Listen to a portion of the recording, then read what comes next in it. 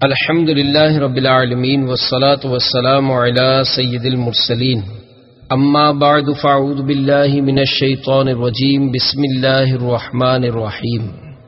حسن اخلاق کے فضائل پر مشتمل 200 مستند احادیث کا مجموعہ مکارم الاخلاق، ترجمہ بنام حسن اخلاق، مؤلف حضرت سیدنا امام ابو قاسم سلیمان بن احمد طبرانی علیہ رحمت اللہ الوالی۔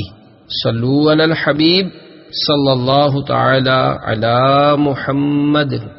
تلاوت قرآن مجید، ذکر اللہ کی کثرت، زبان کے قفل مدینہ، مساکین سے محبت اور ان کی ہم نشینی کے فضائل۔ نمبر 1، حضرت سیدنا ابو ذر غفاری رضی اللہ تعالی عنہ بیان کرتے ہیں کہ میں نے بارگاہ رسالت میں عرض کی، یا رسول اللہ صلی اللہ علیہ وآلہ وسلم، مجھے کوئی نصیحت فرمائیے۔ آپ صلی اللہ علیہ وآلہ وسلم نے ارشاد فرمایا، میں تمہیں خوف خدا کی نصیحت کرتا ہوں، بے شک یہ تیرے دین کی اصل ہے۔ میں نے عرض کی، اور نصیحت فرمائیے۔ ارشاد فرمایا، قرآن مجید کی تلاوت اور ذکر اللہ کثرت سے کیا کرو کہ یہ تمہارے لیے آسمانوں اور زمین میں نور ہوں گے۔ میں نے عرض کی، یا رسول اللہ صلی اللہ علیہ وآلہ وسلم، کچھ اور نصیحت ارشاد فرمائیے۔ ارشاد فرمایا، جہاد کو اپنے اوپر لازم کر لو، کیونکہ یہ میری امت کی رہبانیت ہے۔ میں نے عرض کی، یا رسول اللہ صلی اللہ علیہ وآلہ وسلم، کچھ اور نصیحت فرمائیے۔ ارشاد فرمایا، کم ہنسا کرو، کیونکہ زیادہ ہنسنا دلوں کو مردہ اور چہرے کو بے نور کر دیتا ہے۔ میں نے عرض کی، مزید نصیحت فرمائیے۔ ارشاد فرمایا، اچھی بات کے علاوہ خاموش ہی رہو، کہ خاموشی تمہارے شیطان سے ڈھال اور دینی کاموں میں تمہاری مددگار ہے۔ میں نے عرض کی، کچھ اور نصیحت فرمائیے۔ ارشاد فرمایا، دنیاوی معاملات میں اپنے سے ادنا کو دیکھو، اعلیٰ کی طرف مت دیکھو، کیونکہ یہ عمل اس سے بہتر ہے کہ تم اللہ عز و جل کی نعمت کو حقیر جاننے لگو۔ میں نے عرض کی، یا رسول اللہ صلی اللہ علیہ وآلہ وسلم، کچھ اور نصیحت فرمائیے۔ ارشاد فرمایا، مساکین سے محبت کرو اور ان کی صحبت اختیار کرو۔ میں نے عرض کی، مزید نصیحت فرمائیے۔ ارشاد فرمایا، حق بات کہو اگرچہ کڑوی ہو۔ میں نے عرض کی، کچھ اور بھی ارشاد فرمائیے۔ ارشاد فرمایا، رشتہ داروں سے تعلق جوڑو اگرچہ وہ تم سے قطع تعلقی کریں۔ میں نے عرض کی، یا رسول اللہ صلی اللہ علیہ وآلہ وسلم، اور نصیحت فرمائیے۔ ارشاد فرمایا، اللہ عز و جل کے معاملے میں کسی کی ملامت سے خوف زدہ نہ ہونا۔ میں نے عرض کی، اور نصیحت فرمائیے۔ ارشاد فرمایا، لوگوں کے لیے وہی پسند کرو جو اپنے لیے پسند کرتے ہو۔ پھر آپ صلی اللہ علیہ وآلہ وسلم نے اپنا دست مبارک میرے سینے پر مارا اور ارشاد فرمایا، اے ابو ذر، تدبیر جیسی کوئی عقل مندی نہیں، گناہوں سے بچنے جیسی کوئی پرہیزگاری نہیں، اور حسن اخلاق جیسی کوئی شرافت نہیں۔ حسن اخلاق کی فضیلت۔ نمبر 2، امیر المومنین حضرت سیدنا علی المرتضیٰ کرم اللہ تعالی وجہہ الکریم سے روایت ہے کہ حضور نبی اکرم نور مجسم شاہ بنی آدم صلی اللہ تعالی علیہ وآلہ وسلم نے ارشاد فرمایا، بے شک بندہ حسن اخلاق کے ذریعے دن میں روزہ رکھنے اور رات میں قیام کرنے والوں کے درجے کو پا لیتا ہے، اور کبھی بندے کو متکبر و سرکش لکھ دیا جاتا ہے، حالانکہ وہ اپنے گھر والوں کے علاوہ کسی کا بھی مالک نہیں ہوتا۔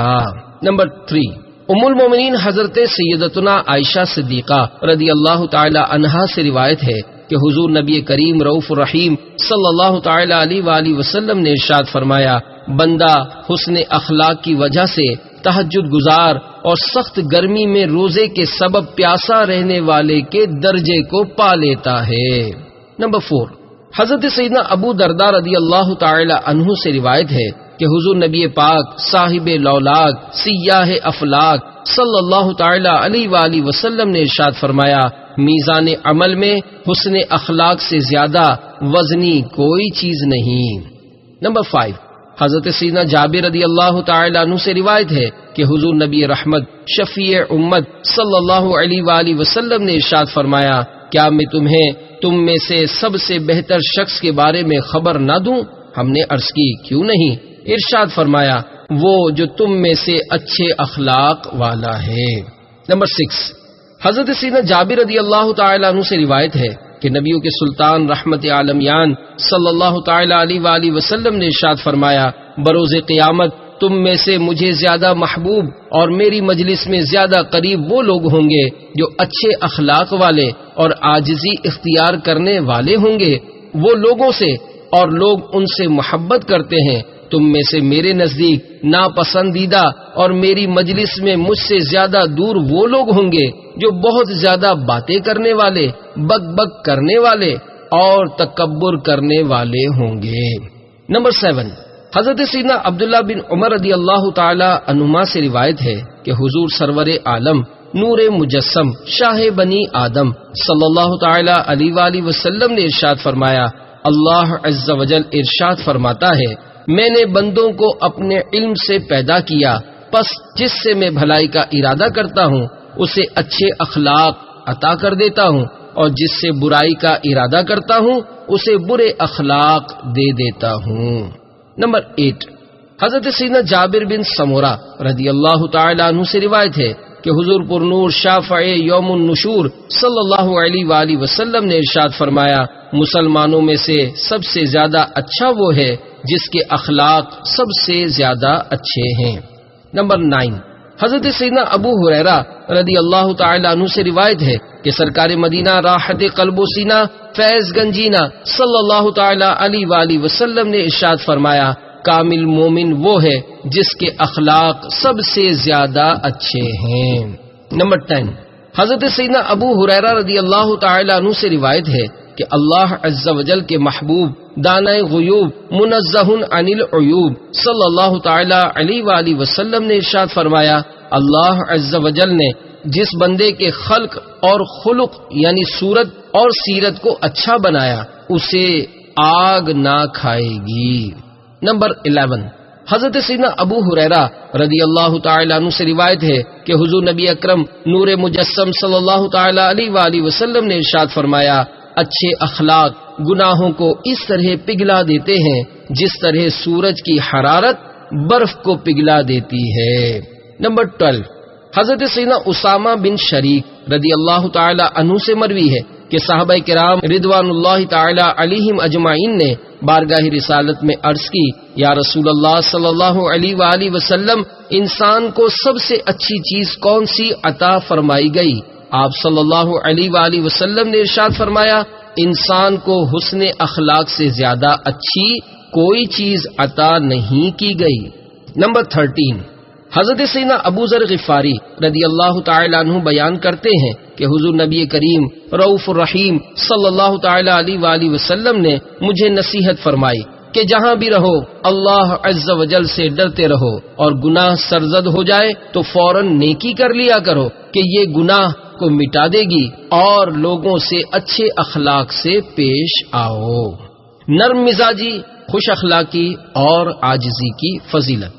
نمبر 14، حضرت سیدنا جابر رضی اللہ تعالی عنہ سے روایت ہے کہ حضور سید عالم نور مجسم صلی اللہ تعالی علیہ وآلہ وسلم نے ارشاد فرمایا کیا میں تمہیں اس شخص کے بارے میں نہ بتاؤں جس پر جہنم کی آگ حرام ہے، جو نرم طبیعت، نرم زبان، لوگوں سے درگزر کرنے اور حاجت پوری کرنے والا ہو۔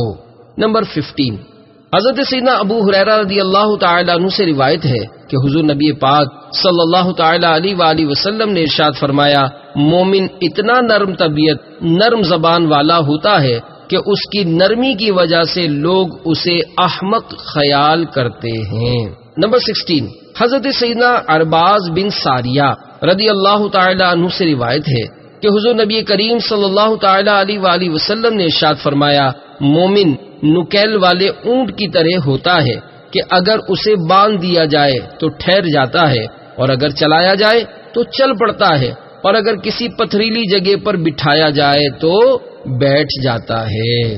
نمبر 17، حضرت سیدنا ابو ہریرہ رضی اللہ تعالی عنہ سے روایت ہے کہ حضور نبی رحمت شفیع امت صلی اللہ تعالی علیہ وآلہ وسلم نے ارشاد فرمایا خوشخبری ہے اس شخص کے لیے جس نے بغیر نقص و عیب کے عاجزی کی، اور خوشخبری ہے اس کے لیے جو علماء فقہ و حکمت سے میل جول رکھے اور ذلیل اور گناہگار کی صحبت سے دور رہے۔ خوشخبری ہے اس کے لیے جو اپنا زائد مال راہ خدا میں خرچ کر دے اور فضول گفتگو سے باز رہے۔ خوشخبری ہے اس کے لیے جو میری سنت کو اپنائے ہوئے ہو اور سنت کو چھوڑ کر بدعت اختیار نہ کرے۔ لوگوں سے خندہ پیشانی سے ملنے کی فضیلت۔ نمبر 18، حضرت سیدنا ابو ہریرہ رضی اللہ تعالی عنہ سے روایت ہے کہ مکی مدنی مصطفیٰ صلی اللہ تعالی علیہ وآلہ وسلم نے ارشاد فرمایا، تم لوگوں کو اپنے اموال سے خوش نہیں کر سکتے، لیکن تمہاری خندہ پیشانی اور خوش اخلاقی انہیں خوش کر سکتی ہے۔ نمبر 19، حضرت سیدنا جابر بن عبداللہ رضی اللہ تعالی عنہ سے روایت ہے کہ شہنشاہ مدینہ قرار قلب و سینہ صلی اللہ تعالی علیہ وآلہ وسلم نے ارشاد فرمایا، افضل ترین صدقہ یہ ہے کہ تم اپنے برتن سے پانی اپنے بھائی کے برتن میں انڈیل دو اور اس سے خندہ پیشانی سے ملو۔ مسلمان بھائی کے لیے مسکرانے کی فضیلت۔ نمبر 20، حضرت سیدنا ابو ذر غفاری رضی اللہ تعالی عنہ سے مرفوعاً روایت ہے کہ سرکار مدینہ راحت قلب و سینہ صلی اللہ تعالی علیہ وآلہ وسلم نے ارشاد فرمایا، تمہارا اپنے ڈول سے اپنے بھائی کا ڈول بھرنا صدقہ ہے، تمہارا نیکی کا حکم دینا اور برائی سے منع کرنا صدقہ ہے، تمہارا اپنے مسلمان بھائی کے لیے مسکرانا صدقہ ہے، اور تمہارا کسی بھٹکے ہوئے کو راستہ بتانا بھی صدقہ ہے۔ نمبر 21، حضرت سیدتنا ام درداء رضی اللہ تعالی عنہا حضرت سیدنا ابو درداء رضی اللہ تعالی عنہ کے متعلق فرماتی ہیں کہ وہ دوران گفتگو مسکرایا کرتے تھے۔ میں نے ان سے اس بارے میں پوچھا تو انہوں نے جواب دیا کہ میں نے سید عالم نور مجسم صلی اللہ تعالی علیہ وآلہ وسلم کو دیکھا، آپ صلی اللہ تعالی علیہ وآلہ وسلم دوران گفتگو مسکراتے رہتے تھے۔ نمبر 22، حضرت سیدنا جابر رضی اللہ تعالی عنہ سے روایت ہے کہ جب رسول اکرم شاہ بنی آدم صلی اللہ تعالی علیہ وآلہ وسلم پر وحی نازل ہوتی تو میں کہتا کہ آپ صلی اللہ علیہ وآلہ وسلم قوم کو ڈر سنانے والے ہیں، اور جب وحی نازل نہ ہوتی تو آپ صلی اللہ علیہ وآلہ وسلم لوگوں میں سب سے زیادہ مسکرانے والے اور اچھے اخلاق والے ہوتے تھے۔ نرمی اور بردباری کی فضیلت۔ نمبر 23، حضرت سیدنا عبداللہ بن مغفل رضی اللہ تعالی عنہ سے روایت ہے کہ اللہ عز و جل کے پیارے حبیب صلی اللہ تعالی علیہ وآلہ وسلم نے ارشاد فرمایا، بے شک اللہ عز و جل نرمی فرمانے والا ہے اور نرمی کو پسند فرماتا ہے، اور نرمی پر وہ کچھ عطا فرماتا ہے جو سختی پر عطا نہیں فرماتا۔ نمبر 24، ام المومنین حضرت سیدتنا عائشہ صدیقہ رضی اللہ تعالی عنہا سے روایت ہے کہ نور کے پیکر تمام نبیوں کے سرور صلی اللہ تعالی علیہ وآلہ وسلم نے ارشاد فرمایا، اللہ عز و جل ہر معاملے میں نرمی کو ہی پسند فرماتا ہے۔ نمبر 25، حضرت سیدنا انس بن مالک رضی اللہ تعالی عنہ سے روایت ہے کہ حضور نبی پاک صلی اللہ تعالی علیہ وآلہ وسلم نے ارشاد فرمایا، نرمی جس چیز میں ہوتی ہے اسے زینت بخشتی ہے۔ نمبر 26، ام المومنین حضرت سیدتنا عائشہ صدیقہ رضی اللہ تعالی عنہا سے روایت ہے کہ سید المبلغین رحمت للعالمین صلی اللہ تعالی علیہ وآلہ وسلم نے ارشاد فرمایا، جب اللہ عز و جل کسی گھرانے سے بھلائی کا ارادہ فرماتا ہے تو ان کے دلوں میں الفت و نرمی پیدا فرما دیتا ہے۔ نمبر 27، حضرت سیدنا سہل بن سعد رضی اللہ تعالی عنہ سے روایت ہے کہ شفیع المذنبین انیس الغریبین صلی اللہ تعالی علیہ وآلہ وسلم نے ارشاد فرمایا، اطمینان اللہ عز و جل کی طرف سے اور جلد بازی شیطان کی طرف سے ہے۔ نمبر 28، حضرت سیدنا ابو ہریرہ رضی اللہ تعالی عنہ سے روایت ہے کہ اللہ عز و جل کے محبوب دانائے غیوب منزہ عن العیوب صلی اللہ تعالی علیہ وآلہ وسلم نے ارشاد فرمایا، آدمی کی عزت اس کا دین، مروت اس کی عقل اور اس کی شرافت اس کا اخلاق ہے۔ نمبر 29، حضرت سیدنا اشج عصری رضی اللہ تعالی عنہ بیان کرتے ہیں کہ حسن اخلاق کے پیکر نبیوں کے تاجور صلی اللہ تعالی علیہ وآلہ وسلم نے مجھ سے ارشاد فرمایا، تم میں دو خصلتیں ایسی ہیں جنہیں اللہ عز و جل پسند فرماتا ہے، وہ بردباری اور اطمینان ہیں۔ میں نے عرض کی، یا رسول اللہ صلی اللہ تعالی علیہ وآلہ وسلم، کیا وہ خصلتیں میں نے خود اپنے اندر پیدا کی ہیں یا اللہ عز و جل نے مجھے ان پر فطرتاً پیدا فرمایا ہے؟ ارشاد فرمایا، نہیں، بلکہ اللہ عز و جل نے تمہاری فطرت انہی دو خصلتوں پر رکھی ہے۔ پھر میں نے کہا، تمام تعریفیں اس رب عز و جل کے لیے ہیں جس نے میری فطرت ان دو خصلتوں پر رکھی جن سے وہ اور اس کے رسول صلی اللہ علیہ وآلہ وسلم راضی ہیں۔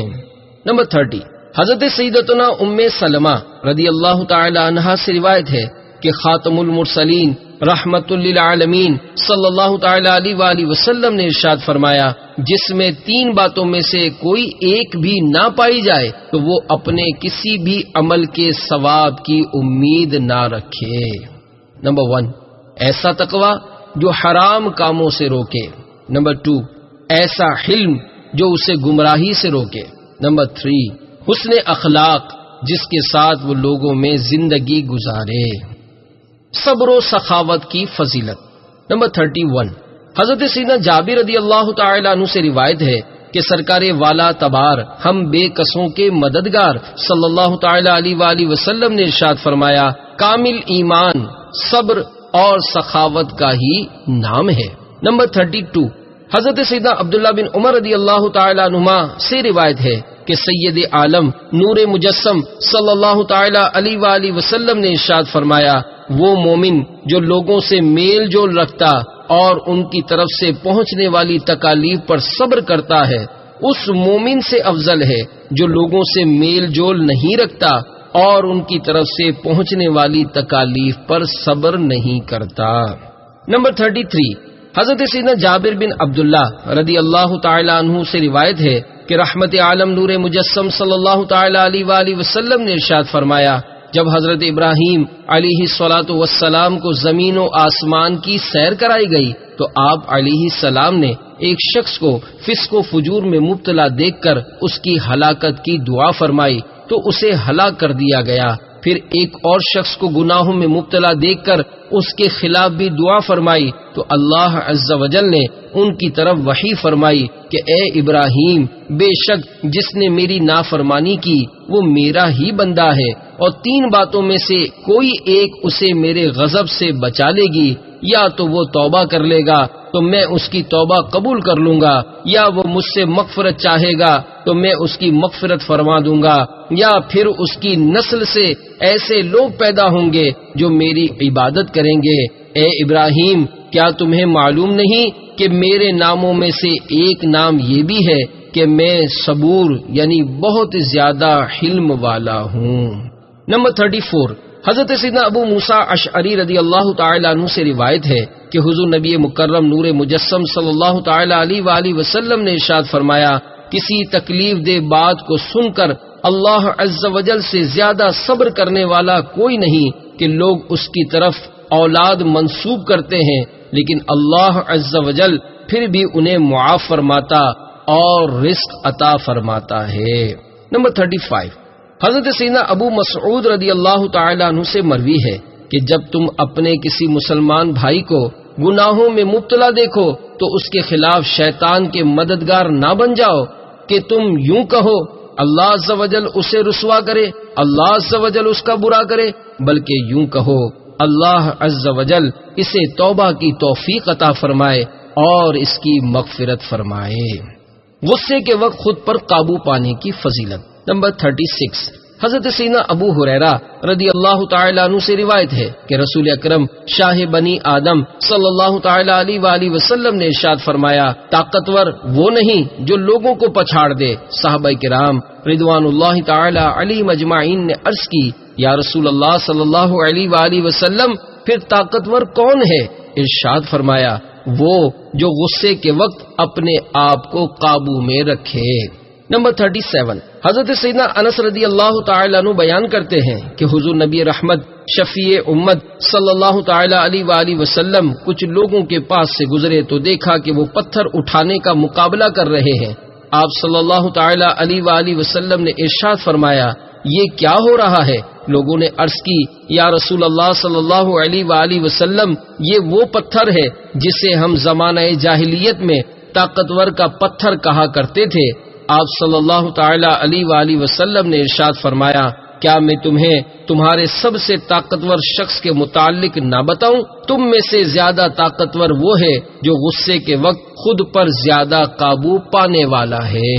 نمبر 38، حضرت سیدنا عبداللہ بن عمرو رضی اللہ تعالی عنہ سے روایت ہے کہ ایک شخص نے بارگاہ رسالت میں عرض کی یا رسول اللہ صلی اللہ تعالی علیہ وآلہ وسلم مجھے کون سی چیز غضب الہی سے بچا سکتی ہے؟ آپ صلی اللہ تعالی علیہ وآلہ وسلم نے ارشاد فرمایا غصہ مت کیا کرو۔ نمبر 39، حضرت سیدنا وہب بن منبہ رضی اللہ تعالی عنہ سے روایت ہے کہ تورات میں لکھا ہے جب تجھے غصہ آئے تو مجھے یاد کر، جب مجھے جلال آئے گا تو میں تجھے یاد رکھوں گا، اور جب تجھ پر ظلم کیا جائے تو تو صبر کر، میرا تیری مدد کرنا تیرے لیے اپنی مدد کرنے سے بہتر ہے، اپنے ہاتھ کو حرکت دے، تیرے لیے رزق کے دروازے کھل جائیں گے۔ رحم اور نرم دلی کی فضیلت۔ نمبر 40، حضرت سیدنا انس رضی اللہ تعالیٰ عنہ سے روایت ہے حضور نبی کریم رؤوف رحیم صلی اللہ تعالی علیہ وآلہ وسلم نے ارشاد فرمایا اس ذات کی قسم جس کے قبضے قدرت میں میری جان ہے، اللہ عز وجل صرف رحیم کو ہی اپنی رحمت عطا فرماتا ہے۔ ہم نے عرض کی یا رسول اللہ صلی اللہ علیہ وآلہ وسلم کیا ہم سب رحیم ہیں؟ ارشاد فرمایا کہ رحیم وہ نہیں جو محض اپنی ذات اور اپنے اہل خانہ پر رحم کرے، بلکہ رحیم وہ ہے جو تمام مسلمانوں پر رحم کرے۔ نمبر 41، امیر المومنین حضرت سیدنا ابو بکر صدیق رضی اللہ تعالی عنہ سے روایت ہے کہ سرکار مدینہ قرار قلب و سینہ صلی اللہ تعالی علیہ وآلہ وسلم نے ارشاد فرمایا کہ اللہ عز وجل ارشاد فرماتا ہے اگر تم میری رحمت چاہتے ہو تو میری مخلوق پر رحم کرو۔ نمبر 42، حضرت سیدنا اسامہ بن زید رضی اللہ تعالی عنہ سے روایت ہے کہ میٹھے میٹھے آقا مکی مدنی مصطفیٰ صلی اللہ تعالی علیہ وآلہ وسلم نے ارشاد فرمایا بے شک اللہ عز وجل رحم کرنے والے بندوں پر ہی رحم فرماتا ہے۔ نمبر 43، حضرت سیدنا جابر رضی اللہ تعالی عنہ سے روایت ہے کہ شہنشاہ مدینہ قرار قلب و سینہ صلی اللہ تعالی علیہ وآلہ وسلم نے ارشاد فرمایا جو لوگوں پر رحم نہیں کرتا اللہ عز وجل اس پر رحم نہیں فرماتا۔ نمبر 44، حضرت سیدنا جریر رضی اللہ تعالی عنہ سے روایت ہے کہ تاجدار رسالت شہنشاہ نبوت صلی اللہ تعالی علیہ وآلہ وسلم نے ارشاد فرمایا جو رحم نہیں کرتا اس پر رحم نہیں کیا جاتا، اور جو معاف نہیں کرتا اسے معاف نہیں کیا جاتا۔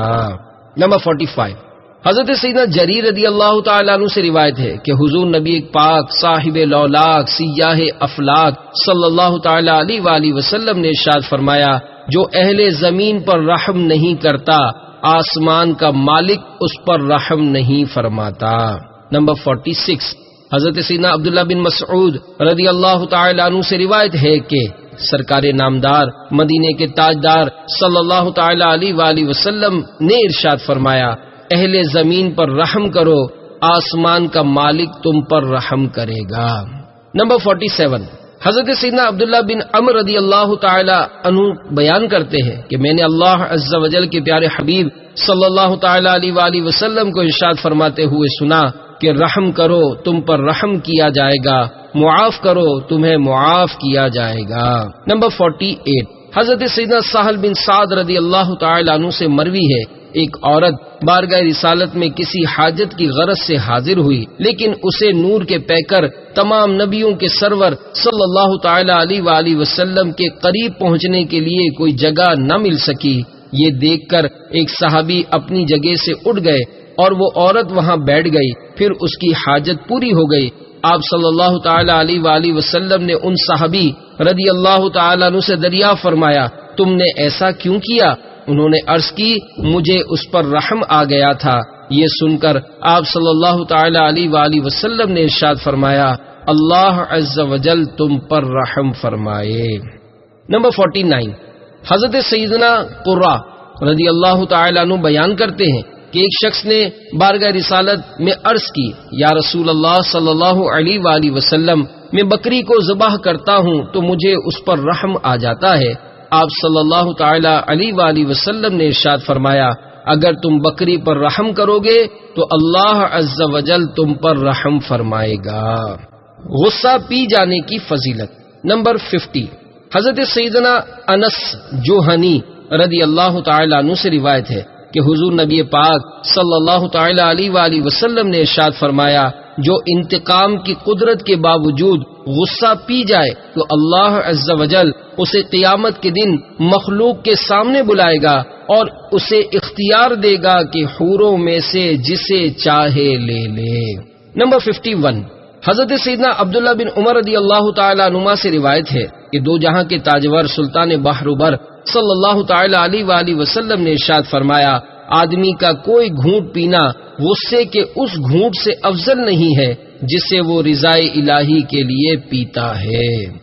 نمبر 52، حضرت سیدنا انس رضی اللہ تعالیٰ عنہ بیان کرتے ہیں کہ حضور نبی کریم صلی اللہ تعالی علیہ وآلہ وسلم کچھ ایسے لوگوں کے قریب سے گزرے جو کشتی لڑ رہے تھے۔ آپ صلی اللہ علیہ وآلہ وسلم نے استفسار فرمایا، یہ کیا ہو رہا ہے؟ لوگوں نے عرض کی، یا رسول اللہ صلی اللہ علیہ وآلہ وسلم، فلاں بہت قوی ہے، جو بھی اس سے لڑتا ہے وہ اسے پچھاڑ دیتا ہے۔ تو آپ صلی اللہ تعالی علیہ وآلہ وسلم نے ارشاد فرمایا، کیا میں تمہیں اس سے بھی زیادہ طاقتور کے بارے میں نہ بتاؤں؟ وہ شخص جس پر کوئی ظلم کرے اور وہ غصہ پی جائے اور اپنے غصے پر قابو پا لے تو ایسا شخص اپنے اور دوسرے شخص کے شیطان پر غالب آ جاتا ہے۔ نمبر 53، حضرت سیدنا انس رضی اللہ تعالیٰ عنہ سے روایت ہے کہ میٹھے میٹھے آقا مکی مدنی مصطفیٰ صلی اللہ تعالی علیہ وآلہ وسلم نے ارشاد فرمایا، کیا تم ابو دمدم کی طرح بننے سے عاجز ہو؟ صحابہ کرام رضوان اللہ تعالی علیہ مجمعین نے عرض کی، ابو دمدم کون ہے؟ آپ صلی اللہ علیہ وآلہ وسلم نے ارشاد فرمایا، یہ وہ شخص ہے کہ جب صبح ہوتی ہے تو کہتا ہے، اللہم انی وہبت نفسی وعرضی، یعنی اے اللہ عز و جل، میں نے اپنی جان اور عزت ہبا کی، پس وہ گالی دینے والے کو گالی نہ دیتا، ظلم کرنے والے پر ظلم نہ کرتا اور مارنے والے کو نہ مارتا۔ نمبر 54، حضرت سیدنا عبداللہ بن عباس رضی اللہ تعالی عنہما آیت مبارکہ والکاظمین الغیظ پارہ 4 آل عمران آیت نمبر 134 ترجمہ کنز ایمان اور غصے کو پینے والے کی تفسیر میں فرماتے ہیں کہ اس سے مراد یہ ہے کہ جب کوئی شخص تم سے زبان درازی کرے اور تم اس کا جواب دینے کی طاقت رکھتے ہو لیکن پھر بھی اپنا غصہ پی جاتے ہو اور اسے کوئی جواب نہیں دیتے۔ لوگوں سے درگزر کرنے کی فضیلت۔ نمبر 55، حضرت سیدنا انس رضی اللہ تعالی عنہ سے روایت ہے کہ اللہ عز و جل کے محبوب دانہ غیوب منزہ عن العیوب صلی اللہ تعالی علیہ وآلہ وسلم نے ارشاد فرمایا، قیامت کے دن جب لوگ حساب کے لیے کھڑے ہوں گے تو ایک منادی اعلان کرے گا کہ وہ شخص جس کا اجر اللہ عز و جل کے ذمہ کرم پر ہے وہ اٹھے اور جنت میں داخل ہو جائے۔ پھر دوسری مرتبہ اعلان کرے گا کہ وہ شخص جس کا اجر اللہ عز و جل کے ذمہ کرم پر ہے وہ کھڑا ہو۔ لوگ پوچھیں گے وہ کون ہے جس کا اجر اللہ عز و جل کے ذمہ کرم پر ہے؟ منادی کہے گا وہ جو لوگوں سے درگزر کرنے والے تھے، چنانچہ بے شمار لوگ کھڑے ہوں گے اور بغیر حساب و کتاب جنت میں داخل ہو جائیں گے۔ نمبر 56، حضرت سیدنا عقبہ بن عامر رضی اللہ تعالیٰ عنہ بیان کرتے ہیں کہ میں حسن اخلاق کے پیکر محبوب رب اکبر صلی اللہ تعالیٰ علیہ وآلہ وسلم سے ملا تو آپ صلی اللہ علیہ وآلہ وسلم نے میرا ہاتھ پکڑ کر ارشاد فرمایا، اے عقبہ، کیا میں تمہیں دنیا و آخرت والوں کے اچھے اخلاق کے بارے میں نہ بتاؤں؟ میں نے عرض کی، ضرور ارشاد فرمائیے۔ آپ صلی اللہ تعالیٰ علیہ وآلہ وسلم نے ارشاد فرمایا، جو تم سے قطع تعلقی کرے تم اس سے تعلق جوڑو، جو تمہیں محروم کرے تم اسے عطا کرو، اور جو تم پر ظلم کرے تم اسے معاف کر دو۔ نمبر 57، حضرت سیدنا ابی بن کعب رضی اللہ تعالیٰ عنہ سے روایت ہے کہ حضور نبی پاک صاحب لولاک صلی اللہ تعالی علیہ وآلہ وسلم نے ارشاد فرمایا، جسے یہ پسند ہو کہ اس کے لیے جنت میں محل بنایا جائے اور اس کے درجات بلند کیے جائیں، تو اسے چاہیے کہ جو اس پر ظلم کرے اسے معاف کر دے، جو اسے محروم کرے اسے عطا کرے، اور جو اس سے قطع تعلقی کرے اس سے تعلق جوڑے۔ نمبر 58، حضرت سیدنا ابو عبداللہ جدلی علیہ رحمت اللہ ولی بیان کرتے ہیں کہ میں نے ام المومنین حضرت سیدتنا عائشہ صدیقہ رضی اللہ تعالی عنہا سے حضور نبی کریم رؤوف رحیم صلی اللہ تعالی علیہ وآلہ وسلم کے حسن اخلاق کے متعلق پوچھا، تو انہوں نے فرمایا، آپ صلی اللہ علیہ وآلہ وسلم نہ بری بات کرنے والے، نہ برے کام کرنے والے، نہ بازاروں میں شور مچانے والے، اور نہ ہی برائی کا بدلہ برائی سے دینے والے تھے، بلکہ آپ صلی اللہ علیہ وآلہ وسلم تو معاف فرمانے والے اور درگزر فرمانے والے تھے۔ نمبر 59، ام المومنین حضرت سیدتنا عائشہ صدیقہ رضی اللہ تعالی عنہا فرماتی ہیں کہ سید عالم نور مجسم صلی اللہ تعالی علیہ وآلہ وسلم نے جہاد کے علاوہ کبھی کسی شخص کو اپنے ہاتھ سے نہیں مارا اور نہ ہی کبھی اپنی ذات کی خاطر انتقام لیا۔ ہاں، جب کوئی شخص اللہ عز و جل کی حرام کردہ چیزوں کا ارتکاب کرتا تو آپ صلی اللہ علیہ وآلہ وسلم اللہ عز و جل کے لیے اس سے انتقام لیتے۔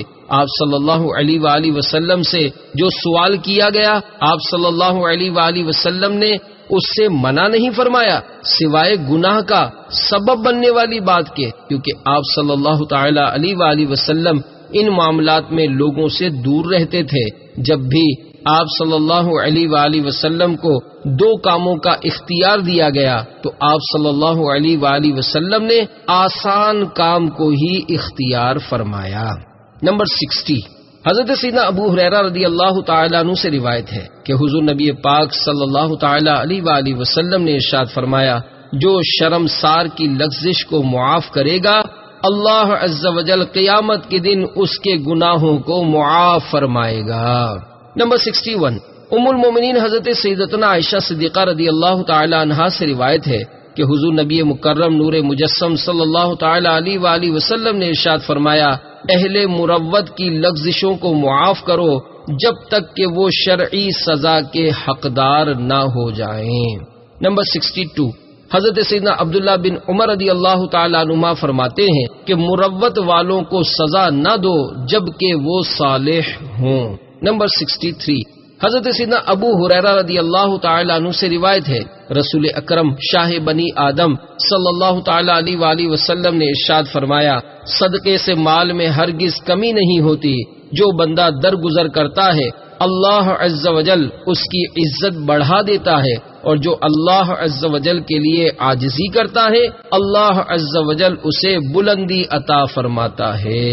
نمبر 64، حضرت سیدنا مروان بن جناح رحمت اللہ تعالی علیہ فرماتے ہیں کہ دنیا اسی بات پر قائم ہے کہ کوئی شخص بدسلوکی کرنے والے کو معاف کر دے۔ نمبر 65، حضرت سیدنا میسرہ بن حلبس رحمت اللہ تعالی علیہ فرماتے ہیں کہ خوشخبری ہے اس شخص کے لیے جو اس جگہ حق ادا کرے جہاں لوگ حق ادا کرنا نہ جانتے ہوں، پس اللہ عز و جل اسے اپنی رضا کی معرفت عطا فرما دیتا ہے۔ یہ ایسا زمانہ ہوتا ہے کہ گمنام رہنے والا ہی نجات پا سکتا ہے، ان کے دل تاریکی کے چراغ ہیں، اللہ عز و جل ان کے لیے جنت کے دروازے کھول دیتا اور انہیں ہر گرد آلود اندھیرے مقام سے نجات عطا فرماتا ہے۔ مسلمانوں کی خیر خواہی کی فضیلت۔ نمبر 66، حضرت سیدنا عبداللہ بن عمر رضی اللہ تعالی عنہما سے روایت ہے کہ حضور نبی رحمت شفیع امت صلی اللہ تعالی علیہ وآلہ وسلم نے ارشاد فرمایا، دین خیر خواہی ہے۔ صحابہ کرام رضوان اللہ تعالی علیہ مجمعین نے عرض کی، یا رسول اللہ صلی اللہ علیہ وآلہ وسلم کس کی؟ ارشاد فرمایا، اللہ عز و جل کی، اس کی کتاب کی، اس کے رسول کی، مسلمانوں کے امام کی اور عام مومنین کی۔ نمبر 67، حضرت سیدنا انس رضی اللہ تعالی عنہ سے روایت ہے کہ حضور نبی کریم رؤوف رحیم صلی اللہ تعالی علیہ وآلہ وسلم نے ارشاد فرمایا، مومن ایک دوسرے کے خیر خواہ اور آپس میں محبت کرنے والے ہوتے ہیں، اگرچہ ان کے شہر مختلف ہوں، اور منافق ایک دوسرے سے دھوکہ کرنے والے ہوتے ہیں اگرچہ ان کے شہر ایک ہی ہوں۔ نمبر 68، حضرت سیدنا بکر بن عبداللہ مزنی رضی اللہ تعالیٰ عنہ فرماتے ہیں کہ اگر میں کسی مسجد میں پہنچوں اور وہ لوگوں سے کھچا کھچ بھری ہو، پھر مجھ سے پوچھا جائے کہ ان میں سب سے بہتر شخص کون ہے، تو میں سوال کرنے والے سے پوچھوں گا کیا تم ان میں سب سے زیادہ خیر خواہی کرنے والے کو پہچانتے ہو؟ اگر وہ اس کو پہچانتا ہوگا تو میں کہوں گا کہ یہی سب سے بہتر ہے، اور میں یہ بھی جانتا ہوں کہ انہیں دھوکہ دینے والا سب سے بدترین شخص ہے۔ مجھے ان کے بہترین شخص پر شر میں مبتلا ہو جانے کا خوف ہے اور ان کے برے شخص کے نیک ہو جانے کی امید بھی ہے۔ نمبر 69، حضرت سیدنا انس رضی اللہ تعالیٰ عنہ سے روایت ہے کہ سرکار مدینہ قرار قلب و سینہ صلی اللہ تعالیٰ علیہ وآلہ وسلم نے ارشاد فرمایا، تم میں سے کوئی بھی اس وقت تک کامل مومن نہیں ہو سکتا جب تک کہ وہ اپنے مسلمان بھائی کے لیے بھی وہی پسند نہ کرے جو اپنے لیے پسند کرتا ہے۔ نمبر 70، حضرت سیدنا معاذ رضی اللہ تعالیٰ عنہ نے میٹھے میٹھے آقا مکی مدنی مصطفیٰ صلی اللہ تعالیٰ علیہ وآلہ وسلم سے افضل ایمان کے متعلق سوال کیا تو آپ صلی اللہ علیہ وآلہ وسلم نے ارشاد فرمایا، افضل ایمان یہ ہے کہ تو اللہ عز و جل کی خاطر محبت رکھے اور اسی کی خاطر بغض رکھے اور تیری زبان ذکر اللہ سے تر رہے۔ پھر عرض کی، یا رسول اللہ صلی اللہ تعالی علیہ وآلہ وسلم، اس کے بعد ارشاد فرمایا، لوگوں کے لیے وہی پسند کرو جو اپنے لیے کرتے ہو اور لوگوں کے لیے وہی ناپسند کرو جو اپنے لیے ناپسند کرتے ہو، اور اچھی بات کرو یا خاموش رہو۔ دل کی پاکیزگی اور مسلمانوں کے کینے سے بچنے کی فضیلت۔ نمبر 71، حضرت سیدنا ابو سعید خدری رضی اللہ تعالی عنہ سے روایت ہے کہ شہنشاہ مدینہ قرار قلب و سینہ صلی اللہ تعالی علیہ وآلہ وسلم نے ارشاد فرمایا، میری امت کے ابدال جنت میں محض اپنے اعمال کی بنا پر داخل نہ ہوں گے بلکہ وہ اللہ عز و جل کی رحمت، نفس کی سخاوت، دل کی پاکیزگی اور تمام مسلمانوں پر رحیم ہونے کی وجہ سے جنت میں داخل ہوں گے۔ نمبر 72، حضرت سیدنا انس بن مالک رضی اللہ تعالیٰ عنہ بیان کرتے ہیں کہ ہم بارگاہ رسالت میں حاضر تھے کہ تاجدار رسالت شہنشاہ نبوت صلی اللہ تعالیٰ علیہ وآلہ وسلم نے ارشاد فرمایا، اس راستے سے تمہارے پاس ایک جنتی شخص آئے گا۔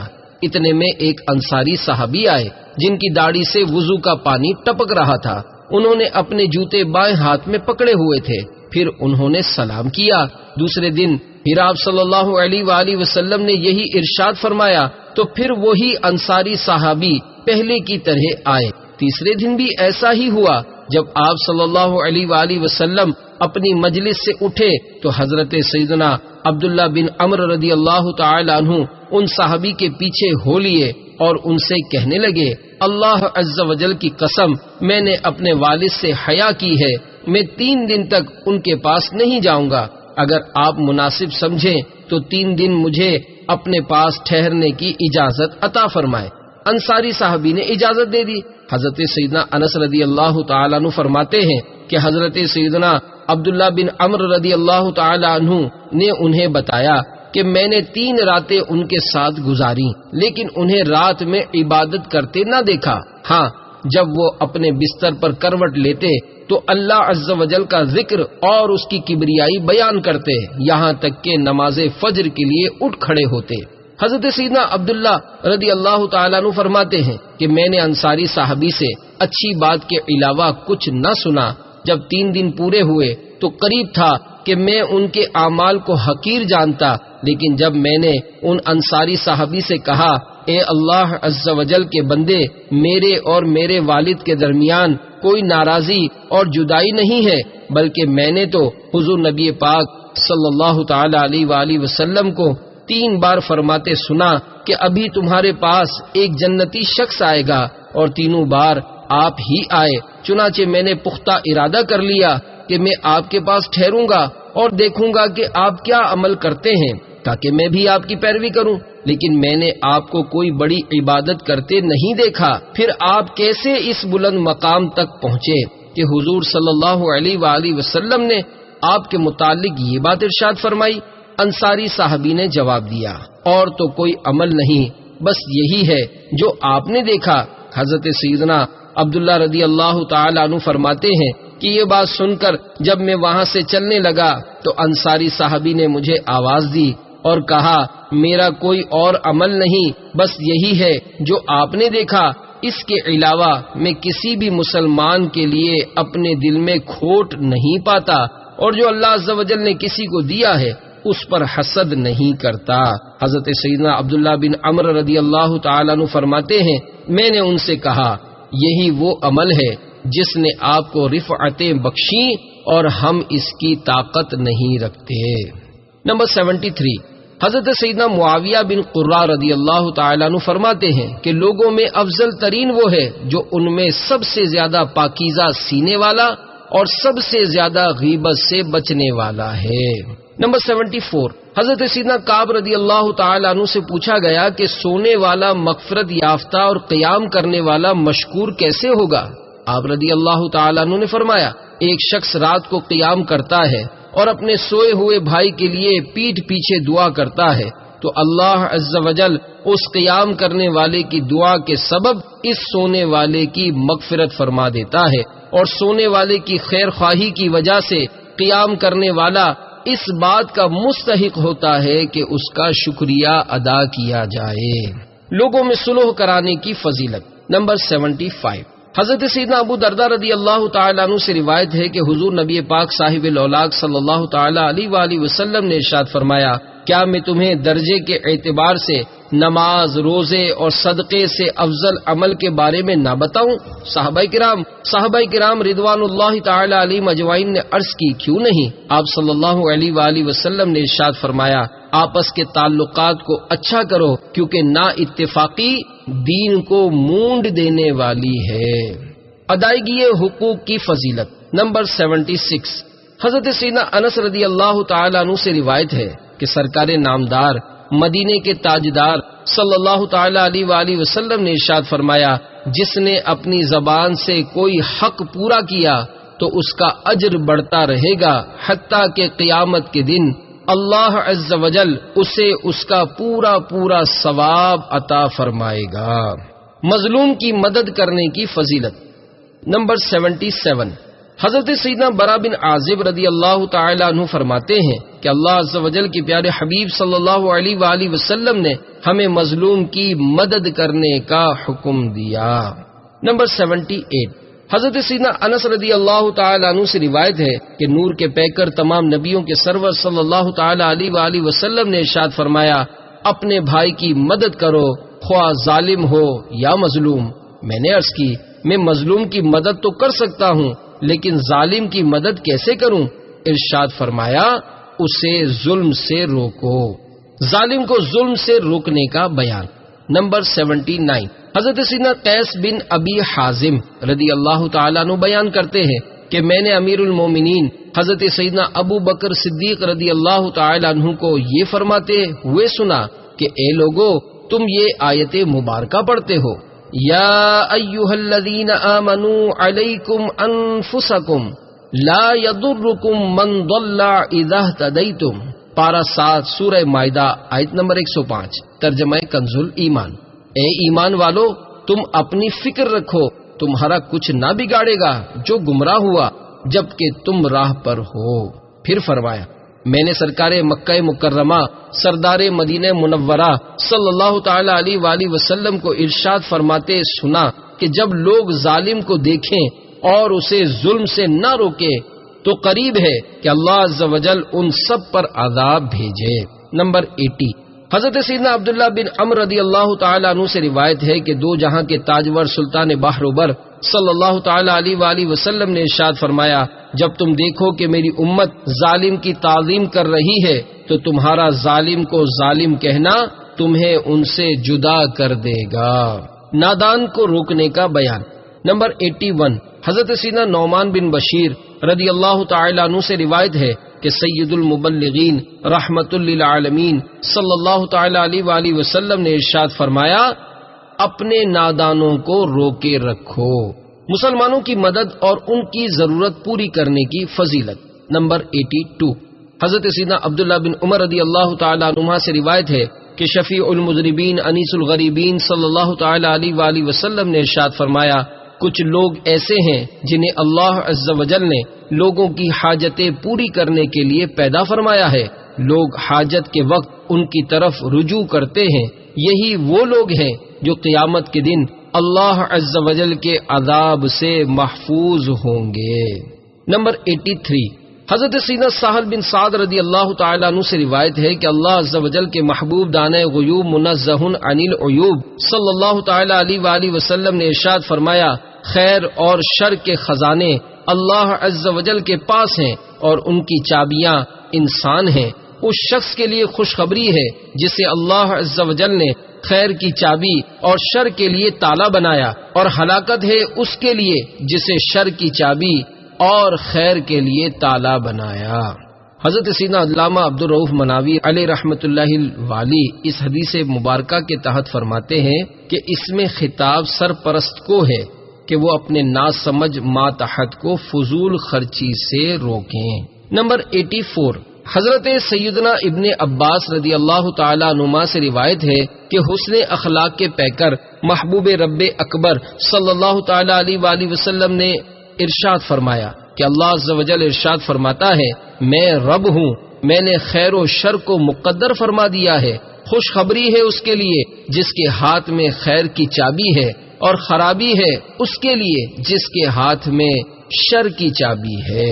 نمبر 85، حضرت سیدنا ابو ہریرہ رضی اللہ تعالیٰ عنہ سے روایت ہے کہ سرکار والا تبار ہم بے کسوں کے مددگار صلی اللہ تعالیٰ علیہ وآلہ وسلم نے ارشاد فرمایا، جس نے کسی مومن سے تکلیف و مصیبت کو دور کیا، اللہ عز و جل اس کے لیے پل صراط پر نور کے 2 ایسے حصے پیدا فرمائے گا جن کی روشنی سے اتنی مخلوق روشنی حاصل کرے گی جن کی تعداد اللہ عز و جل کے سوا کوئی نہیں جانتا۔ نمبر 86، حضرت سیدنا ابو ہریرہ رضی اللہ تعالی عنہ سے روایت ہے کہ سید عالم نور مجسم صلی اللہ تعالی علیہ وآلہ وسلم نے ارشاد فرمایا، جو شخص کسی مسلمان کی دنیاوی مصیبت دور کرے گا، اللہ عز و جل قیامت میں اس کی مصیبت دور فرمائے گا، اور جو کسی مسلمان کے عیب چھپائے گا، اللہ عز و جل دنیا و آخرت میں اس کے عیوب چھپائے گا، اور اللہ عز و جل اس وقت تک بندے کی مدد کرتا رہتا ہے جب تک وہ اپنے مسلمان بھائی کی مدد کرتا رہتا ہے۔ نمبر 87، حضرت سیدنا انس بن مالک رضی اللہ تعالی عنہ سے روایت ہے کہ حضور نبی پاک صلی اللہ تعالی علیہ وآلہ وسلم نے ارشاد فرمایا، مخلوق اللہ عز و جل کی پروردہ ہے، یعنی تمام مخلوق کو وہی پالنے والا ہے، اور اللہ عز و جل کو اپنی مخلوق میں سب سے زیادہ محبوب وہ ہے جو اس کے پروردہ کو سب سے زیادہ فائدہ پہنچائے۔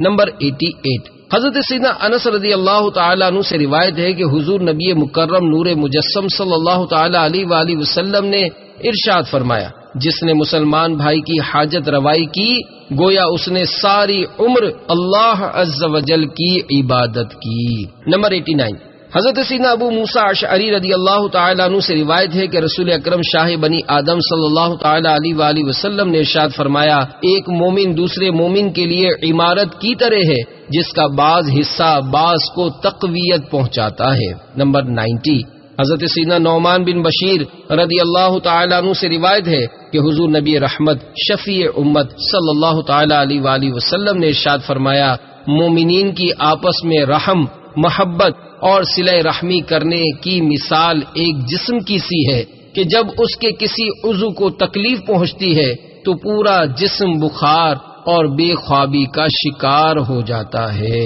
حضرت سیدنا سلیمان بن احمد طبرانی علیہ رحمۃ اللہ الوالی فرماتے ہیں کہ میں خواب میں حضور نبی کریم رؤوف الرحیم صلی اللہ تعالی علیہ وآلہ وسلم کی زیارت سے مشرف ہوا تو میں نے اس مذکورہ حدیث کے متعلق پوچھا، آپ صلی اللہ تعالی علیہ وآلہ وسلم نے 3 بار ہاتھ کا اشارہ کر کے فرمایا، یہ صحیح ہے۔ نمبر 91، حضرت سیدنا ابو ہریرہ رضی اللہ تعالی عنہ سے روایت ہے، ایک شخص نے بارگاہ رسالت میں عرض کی، یا رسول اللہ صلی اللہ تعالی علیہ وآلہ وسلم کون سا عمل افضل ہے؟ آپ صلی اللہ علیہ وآلہ وسلم نے ارشاد فرمایا، تمہارا اپنے مسلمان بھائی کو خوش کرنا یا اس کا قرض ادا کر دینا یا اسے کھانا کھلانا۔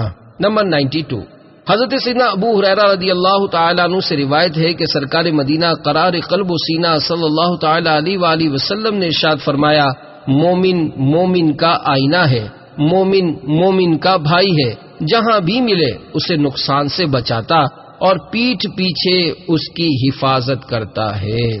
نمبر 93، حضرت سیدنا عبداللہ بن عمر رضی اللہ تعالیٰ عنہما سے روایت ہے کہ ایک دن میٹھے میٹھے آقا مکی مدنی مصطفیٰ صلی اللہ تعالیٰ علیہ وآلہ وسلم نے صحابہ کرام رضوان اللہ تعالیٰ علیہ مجمعین سے استفسار فرمایا، مجھے ایسے درخت کے بارے میں بتاؤ جو مسلمان مرد کے مشابہ ہوتا ہے اور اس کے پتے نہیں گرتے اور وہ اپنے رب کے حکم سے ہر وقت پھل دیتا ہے۔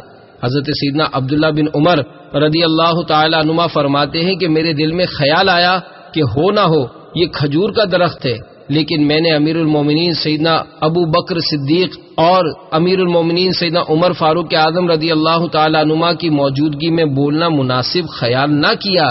جب وہ دونوں بھی نہ بولے تو حضور نبی پاک صلی اللہ تعالیٰ علیہ وآلہ وسلم نے خود ہی ارشاد فرمایا کہ وہ کھجور کا درخت ہے۔ نمبر 94، حضرت سیدنا انس بن مالک رضی اللہ تعالیٰ عنہ سے روایت ہے کہ شہنشاہ مدینہ قرار قلب و سینہ صلی اللہ تعالیٰ علیہ وآلہ وسلم نے ارشاد فرمایا، جو کسی مومن کی مہمان نوازی کرے یا اس کی حاجت کو اس پر آسان کر دے تو اللہ عز و جل کے ذمہ کرم پر ہے کہ جنت میں اسے خدام عطا کرے۔ کسی کی پریشانی دور کرنے کی فضیلت۔ نمبر 95، حضرت سیدنا انس بن مالک رضی اللہ تعالیٰ عنہ سے روایت ہے کہ تاجدار رسالت ماہ نبوت صلی اللہ تعالیٰ علیہ وآلہ وسلم نے ارشاد فرمایا، بے شک اللہ عز و جل پریشان حالوں کی مدد کرنے کو پسند فرماتا ہے۔ نمبر 96، حضرت سیدنا انس بن مالک رضی اللہ تعالیٰ عنہ سے روایت ہے کہ حضور نبی پاک صاحب الاولاق صلی اللہ تعالیٰ علیہ وآلہ وسلم نے ارشاد فرمایا، جو کسی غم زدہ کی دستگیری کرتا ہے اللہ عز و جل اس کے لیے 73 نیکیاں لکھتا ہے، ایک نیکی سے اللہ عز و جل اس کی دنیا و آخرت کو سنوارتا اور باقی نیکیاں اس کے لیے درجات کی بلندی کا سبب بنتی ہیں۔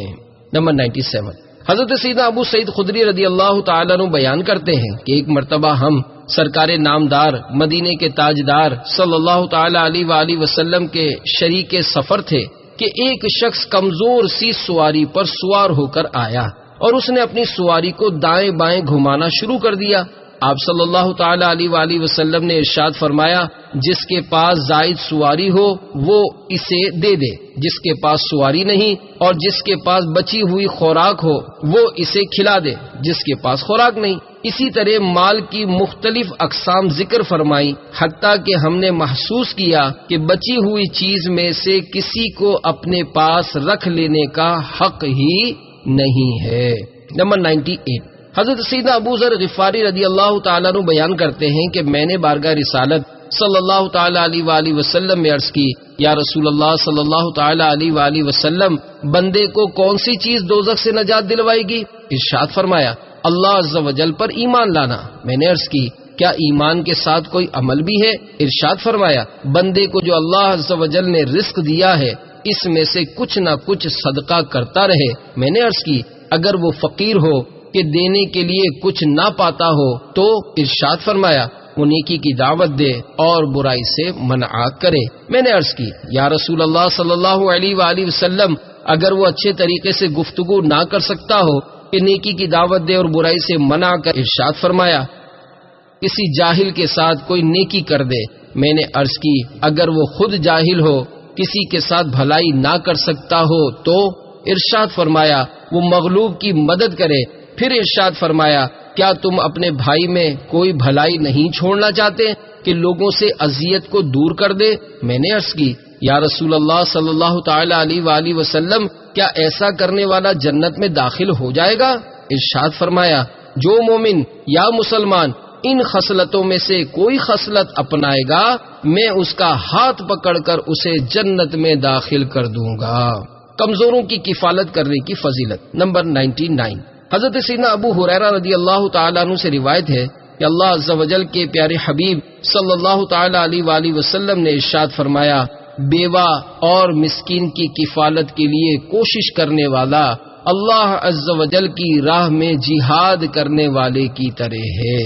نمبر 100، حضرت سیدنا ابو ہریرہ رضی اللہ تعالی عنہ سے روایت ہے کہ نور کے پیکر تمام نبیوں کے سرور صلی اللہ تعالی علیہ وآلہ وسلم نے ارشاد فرمایا، بیوہ اور مسکین کی کفالت کے لیے کوشش کرنے والا اللہ عز و جل کی راہ میں جہاد کرنے والے مجاہد یا اس شخص کی طرح ہے جو دن کو روزہ رکھتا اور رات کو قیام کرتا ہے۔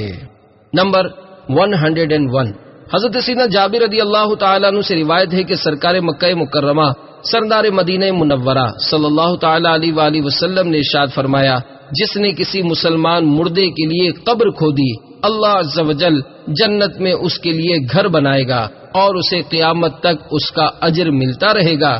جس نے میت کو غسل دیا وہ گناہوں سے ایسے پاک صاف ہو کر نکلتا ہے جیسا کہ اس دن تھا کہ جس دن اس کی ماں نے اسے جنا تھا۔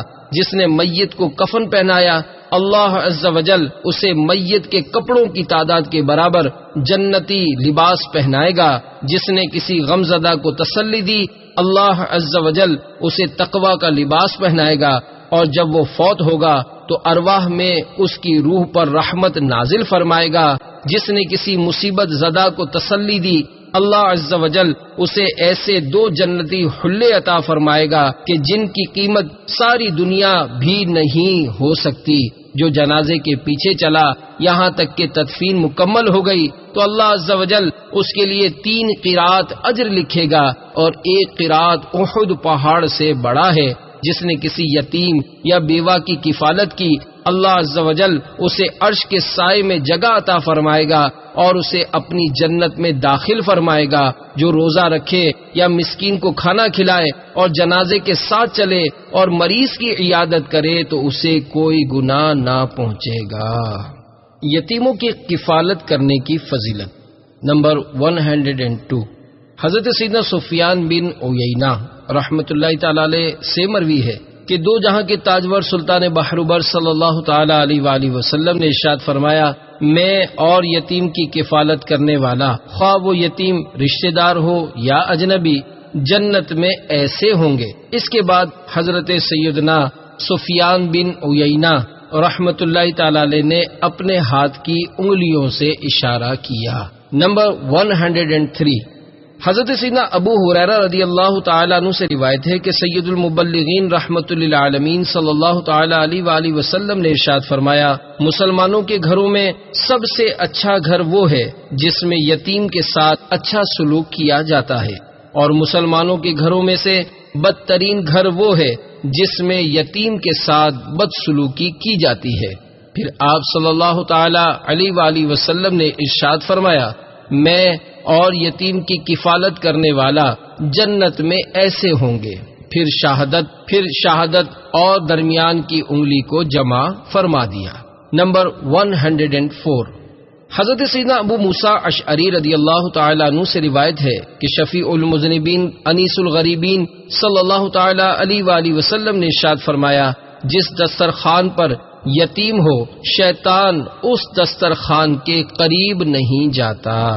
نمبر 105، حضرت سیدنا ابو ہریرہ رضی اللہ تعالی عنہ سے روایت ہے کہ اللہ عز و جل کے محبوب دانائے غیوب منزہ عن العیوب صلی اللہ تعالی علیہ وآلہ وسلم نے ارشاد فرمایا، اس ذات کی قسم جس نے مجھے حق کے ساتھ مبعوث فرمایا، اللہ عز و جل قیامت کے دن اس شخص کو عذاب نہ دے گا جس نے یتیم پر رحم کیا اور اس کے ساتھ نرمی سے پیش آیا اور اس کی یتیمی اور ضعیفی پر رحم کیا، اور اللہ عز و جل نے اپنے فضل سے اسے جو وافر مال عطا فرمایا اس کے سبب اپنے پڑوسی پر تکبر نہ کیا۔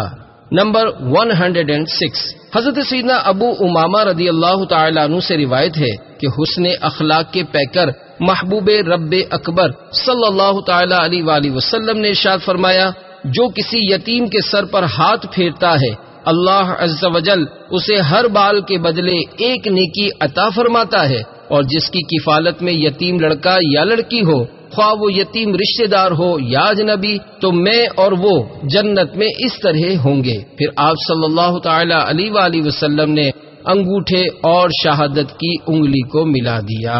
نمبر 107 حضرت سیدنا ابو ہریرہ رضی اللہ تعالیٰ عنہ سے روایت ہے کہ ایک شخص نے بارگاہ رسالت میں دل کی سختی کی شکایت کی تو آپ صلی اللہ تعالیٰ علیہ وآلہ وسلم نے ارشاد فرمایا اگر تم اپنے دل کو نرم کرنا چاہتے ہو تو مسکینوں کو کھانا کھلاؤ اور یتیموں کے سروں پر شفقت سے ہاتھ پھیرو۔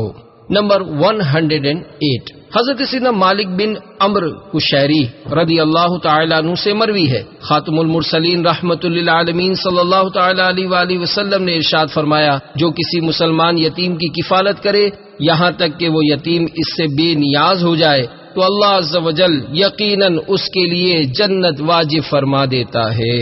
نمبر 109 حضرت سیدنا جبر انصاری علیہ رحمت اللہ القوی اپنے والد سے روایت کرتے ہیں ایک لڑکے نے سرکار والا تبار ہم بے کسوں کے مددگار صلی اللہ تعالی علیہ وآلہ وسلم کو مسجد میں دیکھا تو عرض کی یا رسول اللہ صلی اللہ تعالی علیہ وآلہ وسلم آپ پر سلام ہو، میں ایک یتیم مسکین لڑکا ہوں اور میری غریب و محتاج والدہ ہے، جو کچھ اللہ عز و جل نے آپ صلی اللہ علیہ وآلہ وسلم کو عطا فرمایا ہے اس میں سے تھوڑا سا ہمیں بھی عطا فرمائیے۔ اللہ عز و جل آپ کی رضا چاہتا ہے یہاں تک کہ آپ راضی ہو جائے۔ حضور نبی پاک صلی اللہ تعالی علیہ وآلہ وسلم نے ارشاد فرمایا اے لڑکے اپنی بات دہراؤ، تمہاری زبان پر تو فرشتہ بولتا ہے۔ اس نے اپنے کلام کو دہرایا، پھر آپ صلی اللہ تعالی علیہ وآلہ وسلم نے ارشاد فرمایا جو کچھ آل رسول کے گھر میں ہے لے آؤ۔ چنانچہ ایک لب یعنی اناج وغیرہ کا پیش کیا گیا جو ایک مٹھی سے زیادہ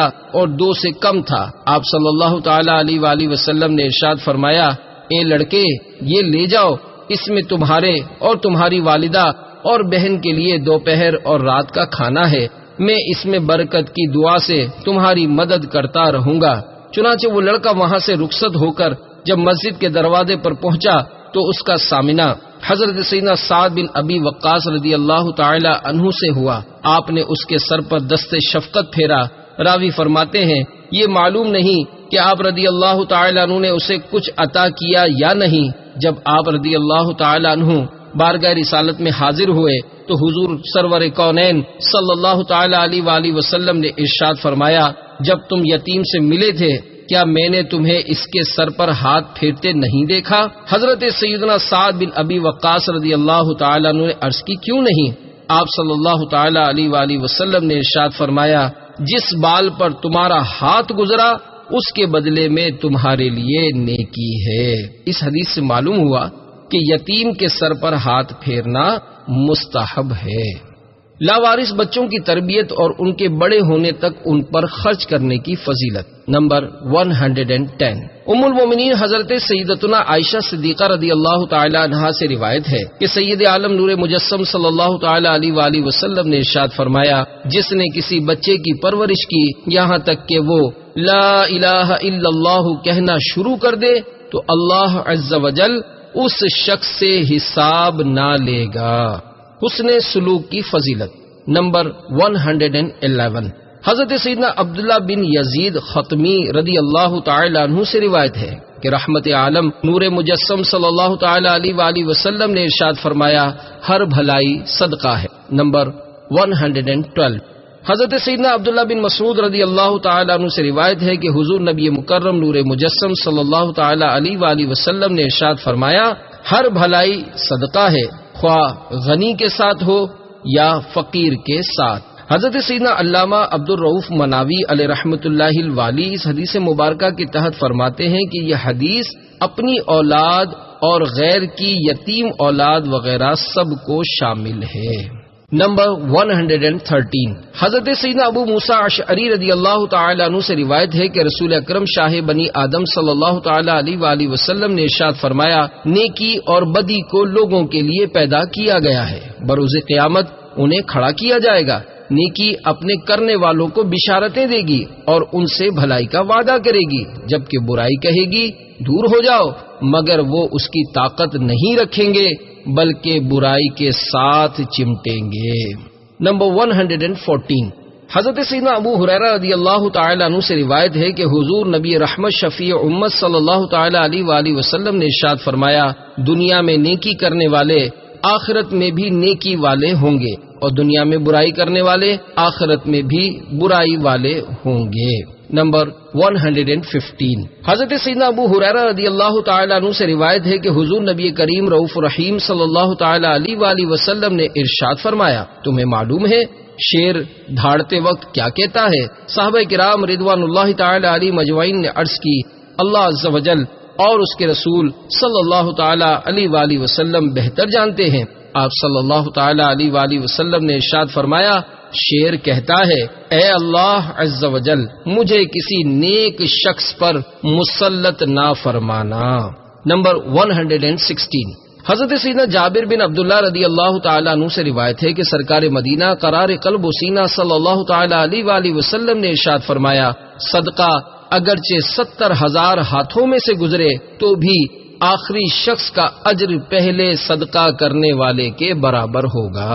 نمبر 117، حضرت سیدنا ابو ہریرہ رضی اللہ تعالیٰ عنہ سے روایت ہے کہ میٹھے میٹھے آقا مکی مدنی مصطفیٰ صلی اللہ تعالیٰ علیہ وآلہ وسلم نے ارشاد فرمایا، ہر روز طلوع آفتاب کے بعد انسان کے ہر جوڑ پر صدقہ ہے، اگر تم دو بندوں کے درمیان انصاف سے فیصلہ کرو تو یہ صدقہ ہے، اگر تم سواری پر سوار ہونے میں کسی کی مدد کرو تو یہ بھی صدقہ ہے، اگر کسی کا سامان سواری پر رکھو تو یہ بھی صدقہ ہے، اچھی بات کرنا بھی صدقہ ہے، ہر قدم جو نماز کی طرف اٹھے صدقہ ہے، اور راستے سے تکلیف دہ چیز ہٹا دینا بھی صدقہ ہے۔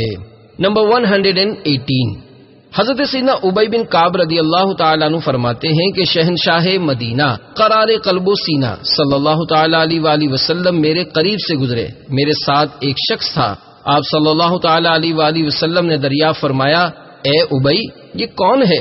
میں نے عرض کی، یہ میرا مقروض ہے، میں اس سے قرض کا تقاضا کر رہا ہوں۔ آپ صلی اللہ تعالیٰ علیہ وآلہ وسلم نے ارشاد فرمایا، اے ابی اس سے اچھا سلوک کرو۔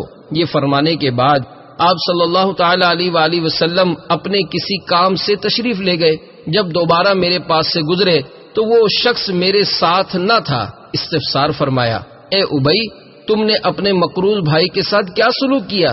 میں نے عرض کی، یا رسول اللہ صلی اللہ تعالیٰ علیہ وآلہ وسلم وہ قرض ادا نہیں کر سکتا تھا، چنانچہ میں نے اپنے مال کا 1/3 حصہ اللہ عز و جل کی خاطر، 1/3 آپ صلی اللہ تعالیٰ علیہ وآلہ وسلم کی خاطر اور باقی 1/3 اللہ عز و جل کی طرف سے مجھے عقیدہ توحید کی توفیق ملنے کے سبب معاف کر دیا۔ آپ صلی اللہ تعالیٰ علیہ وآلہ وسلم نے خوش ہو کر 3 بار ارشاد فرمایا، اللہ عز و جل تم پر رحم کرے، ہمیں اسی چیز کا حکم دیا گیا ہے۔ پھر ارشاد فرمایا، اے ابی بے شک اللہ عز و جل نے اپنی مخلوق میں سے کچھ لوگوں کو بھلائی کا سبب بنایا ہے، بھلائی اور بھلائی کے کاموں کو ان کا محبوب بنا دیا، بھلائی کے حریصوں پر بھلائی کا طلب کرنا آسان فرما دیا اور ان پر عطا کی بارش برسائی، لہذا خیر طلب کرنے والوں کی مثال اس بارش کی سی ہے جو اللہ عز و جل نے بنجر و قحط زدہ زمین پر برسائی، اس کے سبب سے زمین اور اہل زمین کو زندگی بخشی، اور بے شک اللہ عز و جل نے مخلوق میں اچھائی کے دشمن بھی پیدا فرمائے ہیں، پھر بھلائی اور بھلائی کے کاموں کو ان کے لیے ناپسندیدہ بنا دیا اور انہیں بھلائی طلب کرنے سے روک دیا۔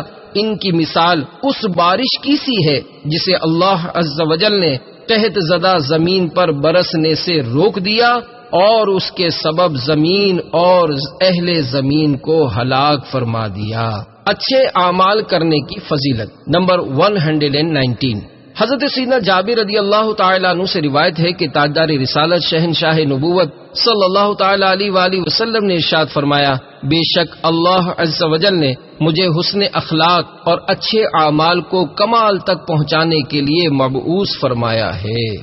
نمبر 120، حضرت سیدنا جابر رضی اللہ تعالیٰ عنہ سے روایت ہے کہ حضور نبی پاک صاحب لولاک صلی اللہ تعالیٰ علیہ وآلہ وسلم نے ارشاد فرمایا، بے شک اللہ عز و جل اچھے اور اعلیٰ کاموں کو پسند اور برے کاموں کو ناپسند فرماتا ہے۔ نمبر 121، حضرت سیدنا عثمان بن عفان رضی اللہ تعالیٰ عنہ سے روایت ہے کہ سرکار نامدار مدینے کے تاجدار صلی اللہ تعالیٰ علیہ وآلہ وسلم نے ارشاد فرمایا، اللہ عز و جل کے لیے 117 اخلاق ہیں. جو بندہ ان میں سے کسی ایک کو اپنائے گا اللہ عز و جل اسے ضرور جنت میں داخل فرمائے گا. نمبر 122 حضرت سیدنا ابو سعید خدری رضی اللہ تعالی عنہ سے روایت ہے کہ اللہ عز و جل کے پیارے حبیب صلی اللہ تعالی علیہ وآلہ وسلم نے ارشاد فرمایا اللہ عز و جل کے حضور ایک لوح ہے جس پر 315 اخلاق ہے.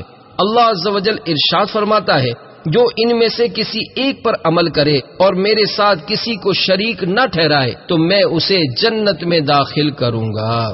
نمبر 123 مروی ہے کہ نور کے پیکر تمام نبیوں کے سرور صلی اللہ تعالی علیہ وآلہ وسلم نے ارشاد فرمایا ایمان کے 333 اوصاف ہیں جو ان میں سے کسی ایک پر بھی عمل کرے گا جنت میں داخل ہوگا. مسلمان پر ظلم کرنے کی مذمت. نمبر 124 حضرت سیدنا عقبہ بن عامر رضی اللہ تعالی عنہ سے روایت ہے کہ سرکار مکہ مکرمہ سردار مدینہ منورہ صلی اللہ تعالی علیہ وآلہ وسلم نے ارشاد فرمایا جب تم دیکھو کہ اللہ عز و جل کسی بندے کو گناہوں کے باوجود نعمتیں عطا فرما رہا ہے تو یہ اللہ عز و جل کی طرف سے اس کے لیے ڈھیل یعنی مہلت ہے. پھر آپ صلی اللہ تعالی علیہ وآلہ وسلم نے یہ آیات مبارکہ تلاوت فرمائی. فَلَمَّا نَسُوا مَا ذُكِّرُوا بِهِ فَتَحْنَا عَلَيْهِمْ أَبْوَابَ كُلِّ شَيْءٍ حَتَّى إِذَا فَرِحُوا بِمَا أُوتُوا أَخَذْنَاهُمْ بَغْتَةً فَإِذَا هُمْ مُبْلِسُونَ فَقُطِعَ دَابِرُ الْقَوْمِ الَّذِينَ ظَلَمُوا والحمد للہ رب العالمین. پارہ 7 سورہ انعام آیت 44-45. ترجمہ کنز ایمان. پھر جب انہوں نے بھلا دیا جو نصیحتیں ان کو کی گئی تھیں ہم نے ان پر ہر چیز کے دروازے کھول دیے یہاں تک کہ جب خوش ہوئے اس پر جو انہیں ملا تو ہم نے اچانک انہیں پکڑ لیا. اب وہ آس ٹوٹے رہ گئے تو جڑ کاٹ دی گئی ظالموں کی اور سب خوبیوں سراہا اللہ رب سارے جہاں کا. نمبر 125 حضرت سیدنا عمار بن یاسر رضی اللہ تعالیٰ عنہ فرماتے ہیں کہ اللہ عز و جل کی رحمت سے مایوس ہونا اس کی مدد سے نا امید ہونا اور اس کی خفیہ تدبیر سے بے خوف ہونا بڑے کبیرہ گناہوں میں سے ہے. 126 حضرت سیدنا خزیمہ بن ثابت رضی اللہ تعالیٰ عنہ سے مروی ہے کہ دو جہاں کے تاجور سلطان بحر بر صلی اللہ تعالیٰ علیہ وآلہ وسلم نے ارشاد فرمایا مظلوم کی بد دعا سے بچو کہ یہ آسمانوں پر اٹھائی جاتی ہے اور اللہ عز و جل ارشاد فرماتا ہے اے مظلوم مجھے اپنی عزت و جلال کی قسم میں تیری مدد ضرور کروں گا اگرچہ کچھ تاخیر سے ہو. نمبر 127 حضرت سیدنا ابو ہریرہ رضی اللہ تعالی عنہ سے مروی ہے سید المبلغین رحمت للعالمین صلی اللہ تعالی علیہ وآلہ وسلم نے ارشاد فرمایا مظلوم کی بد دعا سے بچو اگرچہ وہ کافر ہی کیوں نہ ہو کیونکہ اس کا کفر تو اس کی اپنی جان پر ہے. نمبر 128 حضرت سیدنا جابر رضی اللہ تعالی عنہ سے روایت ہے کہ شفیع المذنبین انیس الغریبین صلی اللہ تعالی علیہ وآلہ وسلم نے ارشاد فرمایا ظلم بروز قیامت اندھیرا ہوگا. نمبر 129 حضرت سیدنا ابن عباس رضی اللہ تعالی عنہ سے روایت ہے کہ اللہ عز و جل کے محبوب دانہ غیوب منزہ عن العیوب صلی اللہ تعالی علیہ وآلہ وسلم نے ارشاد فرمایا کہ تمہارا رب عز و جل ارشاد فرماتا ہے مجھے اپنی عزت و جلال کی قسم میں ظالم سے ضرور بدلہ لوں گا جلد یا تاخیر سے اور اس سے بھی ضرور انتقام لوں گا جس نے مظلوم کو دیکھا لیکن باوجود قدرت اس کی مدد نہ کی. مسلمان بھائی کی جائز سفارش کرنے کی فضیلت. نمبر 130 حضرت سیدنا ابو موسیٰ اشعری رضی اللہ تعالی عنہ سے روایت ہے کہ حسن اخلاق کے پیکر محبوب رب اکبر صلی اللہ تعالی علیہ وآلہ وسلم نے ارشاد فرمایا جب کوئی حاجت مند آئے تو اس کی سفارش کیا کرو تاکہ تمہیں اجر ملے اور اللہ عز و جل جو چاہے اپنے نبی کی زبان سے فیصلہ جاری کروائے. نمبر 131 حضرت سیدنا سمورہ بن جندب رضی اللہ تعالی عنہ سے روایت ہے کہ خاتم المرسلین رحمت للعالمین صلی اللہ تعالی علیہ وآلہ وسلم نے ارشاد فرمایا، سب سے افضل صدقہ زبان کا صدقہ ہے۔ صحابہ کرام رضوان اللہ تعالی علیہم اجمعین نے عرض کی، یا رسول اللہ صلی اللہ علیہ وآلہ وسلم، زبان کا صدقہ کیا ہے؟ ارشاد فرمایا، تمہاری وہ سفارش جس سے کسی قیدی کو رہائی دلا دو، کسی کی جان بچا لو، اور کوئی بھلائی اپنے بھائی کی طرف بڑھا دو، اور اس سے کوئی مصیبت دور کر دو۔ نمبر 132، ام المومنین حضرت سیدتنا عائشہ صدیقہ رضی اللہ تعالی عنہا سے روایت ہے کہ سرکار والا تبار ہم بے کسوں کے مددگار صلی اللہ تعالی علیہ وآلہ وسلم نے ارشاد فرمایا، جو اپنے مسلمان بھائی کے کسی نیکی کے کام میں یا کسی مشکل کو آسان کرنے میں بادشاہ کے ہاں واسطہ بنے تو اللہ عز و جل پل صراط کو پار کرنے میں کہ جس دن قدم ڈگمگا رہے ہوں گے اس کی مدد فرمائے گا۔ نمبر 133، حضرت سیدنا ابو سعید خدری رضی اللہ تعالی عنہ سے روایت ہے کہ سید عالم نور مجسم صلی اللہ تعالی علیہ وآلہ وسلم نے ارشاد فرمایا، ظالم حاکم کے سامنے حق بات کہنا بہت بڑا جہاد ہے۔ مسلمان کی عزت کا تحفظ اور اس کی مدد کرنے کی فضیلت۔ نمبر 134، حضرت سیدنا ابو درداء رضی اللہ تعالی عنہ سے روایت ہے کہ رحمت عالم نور مجسم صلی اللہ تعالی علیہ وآلہ وسلم نے ارشاد فرمایا، جو بھی اپنے مسلمان بھائی کی عزت کی حفاظت کرتا ہے، اللہ عز و جل قیامت کے دن جہنم کی آگ سے اس کی حفاظت فرمائے گا۔ پھر آپ صلی اللہ تعالی علیہ وآلہ وسلم نے یہ آیت مبارکہ تلاوت فرمائی، وَكَانَ حَقًّا عَلَيْنَا نَصْرُ الْمُؤْمِنِينَ۔ پارہ 21 سورہ روم، آیت 48، آیت نمبر 48، ترجمہ کنز الایمان۔ اور ہمارے ذمہ کرم پر ہے مسلمانوں کی مدد فرمانا۔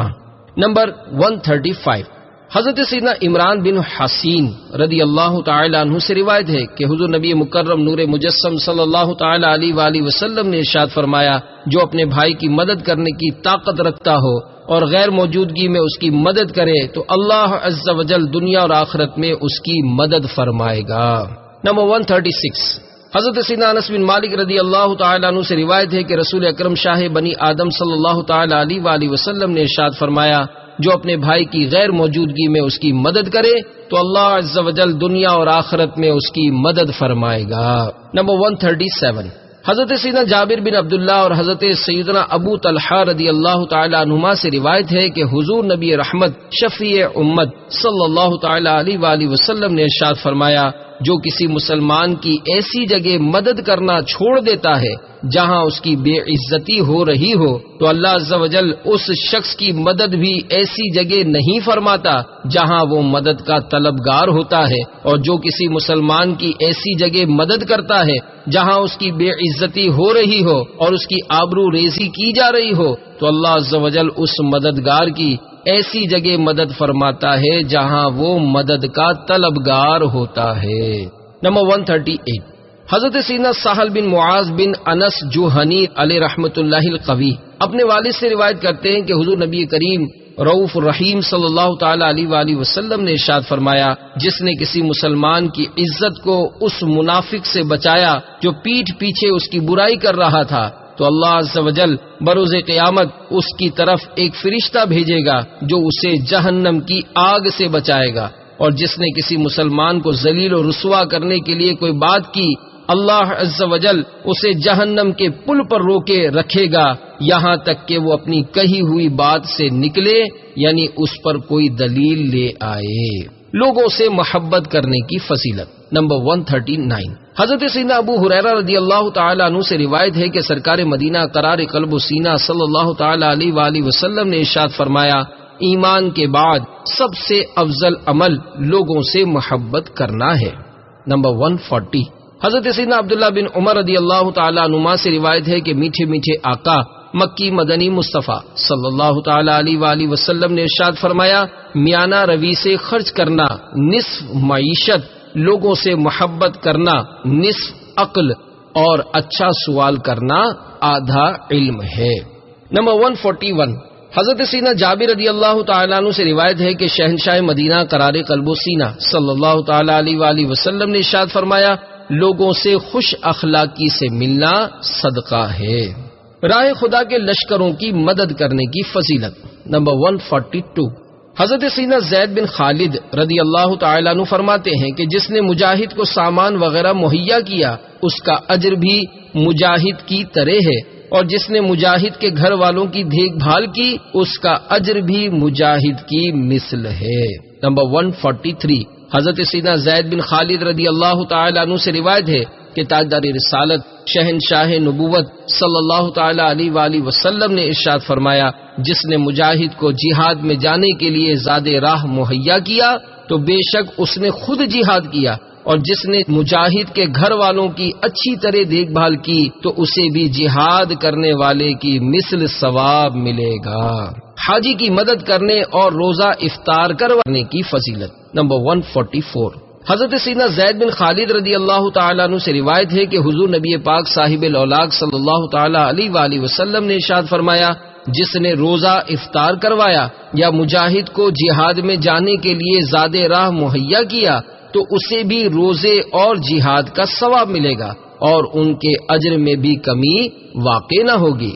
نمبر 145، حضرت سیدنا جابر رضی اللہ تعالیٰ عنہ سے روایت ہے کہ سرکار نامدار مدینے کے تاجدار صلی اللہ تعالیٰ علیہ وآلہ وسلم نے ارشاد فرمایا، اللہ عز و جل ایک حج کے سبب 3 لوگوں کو جنت میں داخل فرمائے گا۔ نمبر 1 میت، نمبر 2 اس کی طرف سے حج کرنے والا، اور نمبر 3 وصیت پوری کرنے والا۔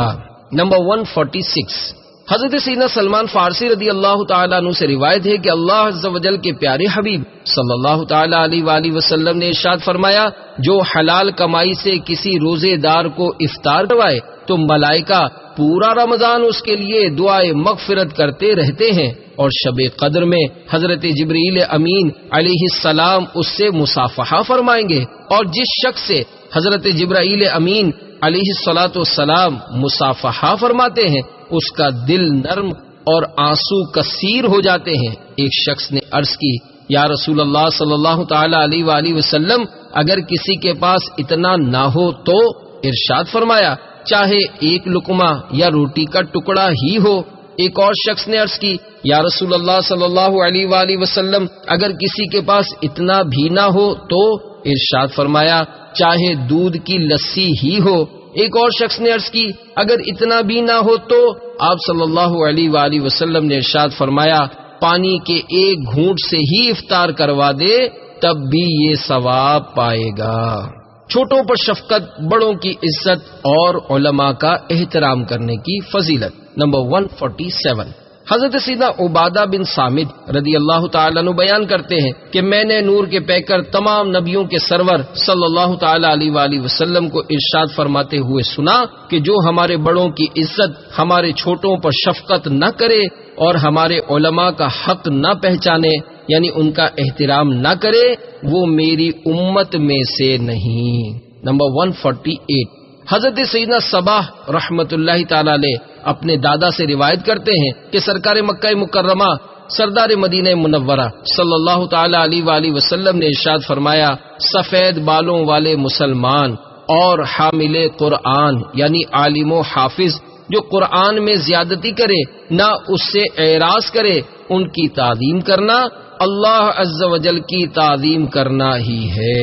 نمبر 149، حضرت سیدنا انس بن مالک رضی اللہ تعالیٰ عنہ سے روایت ہے کہ دو جہاں کے تاجور سلطان بحربر صلی اللہ تعالیٰ علیہ وآلہ وسلم نے ارشاد فرمایا، جس نوجوان نے کسی بوڑھے کا اس کی عمر کی وجہ سے اکرام کیا تو اس کے بدلے اللہ عز و جل کسی کے ذریعے اس کی عزت افزائی فرمائے گا۔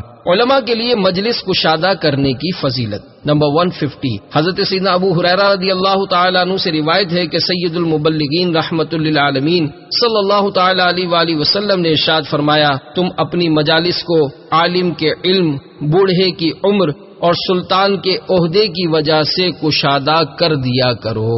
مسلمان بھائی کو تکیہ پیش کرنے کی فضیلت۔ نمبر 151، حضرت سیدنا انس بن مالک رضی اللہ تعالیٰ عنہ فرماتے ہیں کہ حضرت سیدنا سلمان فارسی رضی اللہ تعالیٰ عنہ امیر المومنین حضرت سیدنا عمر فاروق رضی اللہ تعالیٰ عنہ کے پاس حاضر ہوئے۔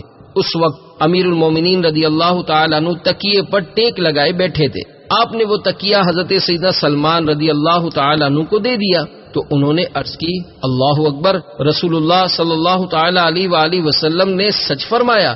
امیر المومنین حضرت سیدنا عمر فاروق رضی اللہ تعالی عنہ نے فرمایا اے ابو عبداللہ ہمیں بھی بتاؤ کہ آپ صلی اللہ علیہ وآلہ وسلم نے کیا فرمایا؟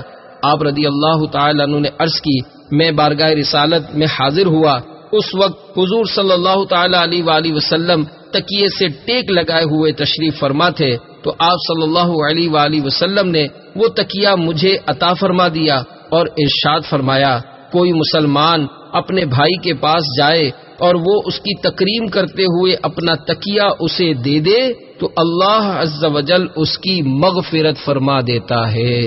نمبر 152 حضرت سیدنا عبداللہ بن عمر رضی اللہ تعالیٰ عنہما سے روایت ہے کہ شفیع المذنبین انیس الغریبین صلی اللہ تعالیٰ علیہ وآلہ وسلم نے ارشاد فرمایا 3 چیزیں واپس نہ کی جائیں، خوشبو، تکیہ اور دودھ۔ کھانا کھلانے کی فضیلت۔ نمبر 153 حضرت سیدنا عبداللہ بن سلام رضی اللہ تعالیٰ عنہ بیان کرتے ہیں کہ جب اللہ عز و جل کے محبوب دانۂ غیوب منزہ عن العیوب صلی اللہ تعالی علیہ وآلہ وسلم مدینہ منورہ زادہ اللہ شرفا و تعظیما تشریف لائے تو لوگ جلدی سے آپ کی طرف لپکے، میں بھی آیا تاکہ آپ صلی اللہ علیہ وآلہ وسلم کا دیدار کروں۔ جب میں نے آپ صلی اللہ علیہ وآلہ وسلم کے چہرہ انور کو دیکھا تو دیکھتے ہی پہچان گیا کہ یہ کسی جھوٹے کا چہرہ نہیں ہے۔ سب سے پہلی بات جو میں نے آپ صلی اللہ علیہ وآلہ وسلم سے سنی وہ یہ ہے کہ کھانا کھلاؤ اور سلام عام کرو اور اپنے رشتہ داروں سے اچھا سلوک کرو، اور جب لوگ سو رہے ہوں تو نماز پڑھو، سلامتی کے ساتھ جنت میں داخل ہو جاؤ گے۔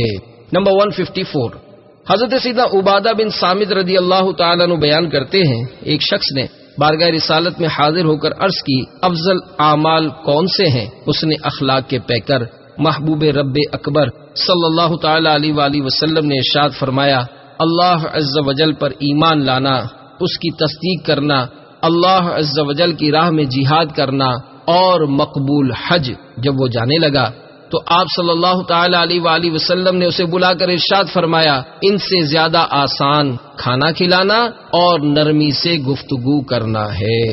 نمبر 155 حضرت سیدنا عمرو بن ابسا رضی اللہ تعالیٰ عنہ بیان کرتے ہیں کہ میں بارگاہ رسالت میں حاضر ہوا اور عرض کی اسلام کیا ہے؟ تو خاتم المرسلین رحمت للعالمین صلی اللہ تعالی علیہ وآلہ وسلم نے ارشاد فرمایا کھانا کھلانا اور نرمی سے گفتگو کرنا۔ میں نے عرض کی ایمان کیا ہے؟ ارشاد فرمایا صبر کرنا اور سخاوت کرنا۔ نمبر 156 حضرت سیدنا صہیب بن سنان رضی اللہ تعالیٰ عنہ بیان کرتے ہیں کہ میں نے سرکار والا تبار ہم بے کسوں کے مددگار صلی اللہ تعالی علیہ وآلہ وسلم کو ارشاد فرماتے ہوئے سنا کہ تم میں بہتر وہ ہے جو کھانا کھلاتا ہے۔ نمبر 157 حضرت سیدنا جابر رضی اللہ تعالیٰ عنہ سے روایت ہے کہ سید عالم نور مجسم صلی اللہ تعالی علیہ وآلہ وسلم نے ارشاد فرمایا مغفرت کے اسباب میں سے ایک سبب بھوکے مسلمان کو کھانا کھلانا ہے۔ اللہ عز و جل ارشاد فرماتا ہے او اطعام فی یوم ذی مسغبہ، پارہ 30 سورہ بلد آیت نمبر 14، ترجمہ کنز ایمان، یا بھوک کے دن کھانا دینا۔ نمبر 158 حضرت سیدنا شریح رحمت اللہ تعالی علیہ اپنے دادا سے روایت کرتے ہیں کہ رحمت عالم نور مجسم صلی اللہ تعالی علیہ وآلہ وسلم نے ارشاد فرمایا مغفرت کے اسباب میں سے کھانا کھلانا اور سلام کو عام کرنا بھی ہیں۔ نمبر 159 حضرت سیدنا عبداللہ بن عمر رضی اللہ تعالیٰ عنہ سے روایت ہے کہ حضور نبی مکرم نور مجسم صلی اللہ تعالی علیہ وآلہ وسلم نے ارشاد فرمایا جس نے اپنے مسلمان بھائی کو کھانا کھلایا یہاں تک کہ وہ سیر ہو گیا اور پانی پلایا یہاں تک کہ وہ سیراب ہو گیا تو اللہ عز و جل کھلانے والے کو جہنم سے 7 خندقوں کی مسافت دور کر دے گا، ہر 2 خندقوں کے درمیان 100 سال کی مسافت ہے۔ نمبر 160 ام المومنین حضرت سیدتنا عائشہ صدیقہ رضی اللہ تعالی عنہا سے روایت ہے کہ رسول اکرم شاہ بنی آدم صلی اللہ تعالی علیہ وآلہ وسلم نے ارشاد فرمایا جب تک بندے کا دسترخوان بچھا رہتا ہے فرشتے اس کے لیے استغفار کرتے رہتے ہیں۔ نمبر 161 حضرت سیدنا جابر رضی اللہ تعالی عنہ سے روایت ہے کہ حضور نبی رحمت شفیع امت صلی اللہ تعالی علیہ وآلہ وسلم نے ارشاد فرمایا اللہ عز و جل کو سب سے زیادہ پسند وہ کھانا ہے جسے کھانے والے زیادہ ہوں۔ نمبر 162، حضرت سیدنا انس بن مالک رضی اللہ تعالیٰ عنہ سے روایت ہے کہ حضور نبی کریم رؤوف الرحیم صلی اللہ تعالیٰ علیہ وآلہ وسلم نے ارشاد فرمایا، جس گھر میں مہمان ہوں بھلائی اس گھر کی طرف کوہان میں چھڑی چلنے سے بھی زیادہ تیز پہنچتی ہے۔ نمبر 163، حضرت سیدنا انس بن مالک رضی اللہ تعالیٰ عنہ سے روایت ہے کہ سرکار مدینہ قرار قلب و سینہ صلی اللہ تعالیٰ علیہ وآلہ وسلم نے ارشاد فرمایا، جو اپنے مسلمان بھائی کی بھوک کو مٹانے کا اہتمام کرے اور اسے کھانا کھلائے یہاں تک کہ وہ سیر ہو جائے تو اللہ عز و جل اس کی مغفرت فرما دے گا۔ نمبر 164، حضرت سیدنا جابر بن عبداللہ رضی اللہ تعالی عنہ سے روایت ہے کہ میٹھے میٹھے آقا مکی مدنی مصطفیٰ صلی اللہ تعالی علیہ وآلہ وسلم نے ارشاد فرمایا، جو بھوکے کو کھانا کھلائے اللہ عز و جل اسے اپنے عرش کے سائے میں جگہ عطا فرمائے گا۔ نمبر 165، حضرت سیدنا انس بن مالک رضی اللہ تعالی عنہ سے روایت ہے کہ شہنشاہ مدینہ قرار قلب و سینہ صلی اللہ تعالی علیہ وآلہ وسلم نے ارشاد فرمایا، اللہ عز و جل بھوکے جگر کو ٹھنڈا کرنے والے یعنی اسے کھانا کھلانے والے سے محبت فرماتا ہے۔ نمبر 166، حضرت سیدنا انس بن مالک رضی اللہ تعالی عنہ سے روایت ہے کہ تاجدار رسالت شہنشاہ نبوت صلی اللہ تعالی علیہ وآلہ وسلم نے ارشاد فرمایا، جس نے اپنے مسلمان بھائی کو کوئی میٹھی چیز کھلائی تو اللہ عز و جل اس سے محشر کی سختیاں دور فرما دے گا۔ نمبر 167، حضرت سیدنا عبداللہ بن عمر رضی اللہ تعالی عنہ سے روایت ہے، حضور نبی پاک صاحب الاولاق صلی اللہ تعالی علیہ وآلہ وسلم نے ارشاد فرمایا، بے شک جنت میں بالا خانے ہیں جن کا اندرونی منظر باہر سے اور بیرونی منظر اندر سے نظر آتا ہے۔ صحابہ کرام رضوان اللہ تعالی علیہ مجمعین نے عرض کی، یا رسول اللہ صلی اللہ علیہ وآلہ وسلم یہ کس کے لیے ہیں؟ ارشاد فرمایا، یہ اس کے لیے ہیں جو اچھی گفتگو کرے، کھانا کھلائے اور رات کو جب لوگ سو رہے ہوں تو یہ اللہ عز و جل کی بارگاہ میں قیام کرے۔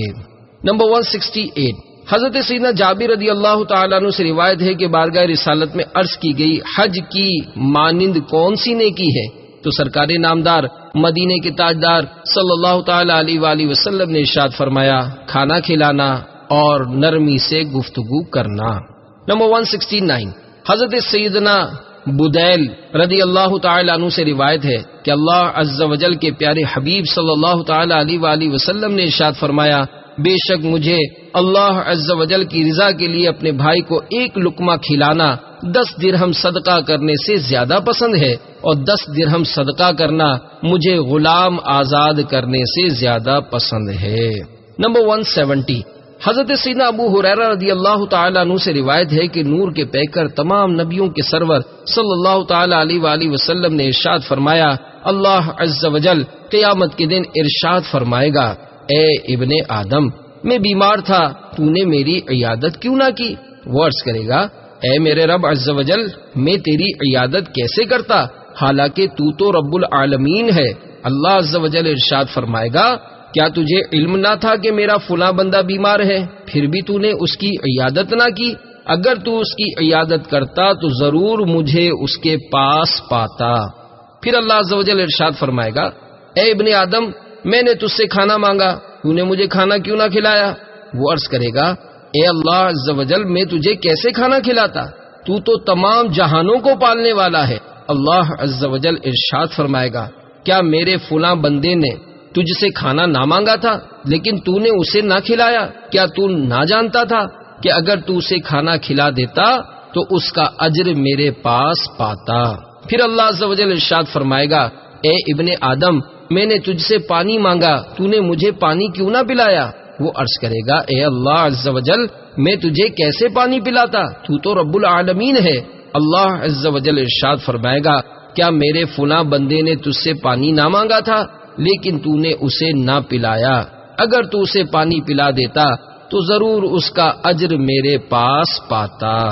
نمبر 171، امیر المومنین حضرت سیدنا علی المرتضیٰ کرم اللہ تعالی وجہہ الکریم نے ارشاد فرمایا، میرا اپنے دوستوں کو ایک ساع کھانے پر جمع کرنا مجھے اس سے زیادہ محبوب ہے کہ میں بازار جاؤں اور ایک لونڈی خرید کر آزاد کر دوں۔ نمبر 172، حضرت سیدنا عمر رضی اللہ تعالیٰ عنہ بیان کرتے ہیں کہ امام عالی مقام حضرت سیدنا امام حسین رضی اللہ تعالیٰ عنہ کی زوجہ نے ان کے پاس پیغام بھیجا کہ ہم نے آپ کے لیے لذیذ کھانا اور خوشبو تیار کی ہے، آپ اپنے ہم پلہ لوگ دیکھیں اور انہیں ساتھ لے کر ہمارے پاس تشریف لے آئے۔ حضرت سیدنا امام حسین رضی اللہ تعالیٰ عنہ مسجد میں گئے اور وہاں جو مساکین و سائلین تھے انہیں لے کر گھر تشریف لے گئے۔ ہمسایہ خواتین بھی آپ کی زوجہ کے پاس آ گئیں اور کہنے لگیں، خدا کی قسم تمہارے گھر تو مساکین جمع ہو گئے۔ پھر حضرت سیدنا امام حسین رضی اللہ تعالیٰ عنہ اپنی زوجہ کے پاس تشریف لائے اور فرمایا، میں تمہیں اپنے اس حق کی قسم دیتا ہوں جو میرا تم پر ہے کہ تم کھانا اور خوشبو بچا کر نہیں رکھو گی۔ پھر انہوں نے ایسے ہی کیا۔ آپ رضی اللہ تعالیٰ عنہ نے پہلے مساکین کو کھانا کھلایا، پھر انہیں کپڑے پہنائے اور خوشبو لگائی۔ نمبر 173، حضرت سیدنا اسماعیل بن ابو خالد رضی اللہ تعالیٰ عنہ بیان کرتے ہیں کہ حضرت سیدنا علی بن حسین رضی اللہ تعالیٰ عنہما سواری پر سوار مساکین کے پاس سے گزرے جو بچے کچے ٹکڑے کھا رہے تھے۔ آپ رضی اللہ تعالیٰ عنہ نے انہیں سلام کیا۔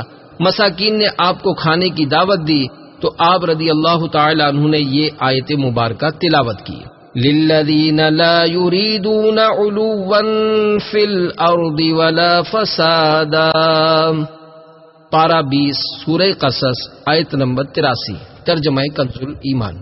جو زمین میں تکبر نہیں چاہتے اور نہ فساد۔ پھر سواری سے اترے اور ان کے ساتھ کھانا کھایا۔ اس کے بعد ارشاد فرمایا، میں نے تمہاری دعوت قبول کی، اب تم میری دعوت قبول کرو۔ پھر انہیں اپنے گھر لے گئے اور کھانا کھلایا اور کپڑے اور دراہم عطا فرمائے۔ نمبر 174، حضرت سیدنا عمرو بن دینار رضی اللہ تعالیٰ عنہ بیان کرتے ہیں کہ حضرت سیدنا عبداللہ بن عباس رضی اللہ تعالیٰ عنہ کا دسترخوان کشادہ اور گفتگو اچھی ہوتی تھی۔ نمبر 175، حضرت سیدنا ابو بکر کرشی علیہ رحمۃ اللہ القوی فرماتے ہیں کہ حجاج کے لیے مصری کا ایک بہت بڑا ٹکڑا بنایا گیا جسے لوگ چوپائیوں پر بھی نہ لاد سکتے تھے۔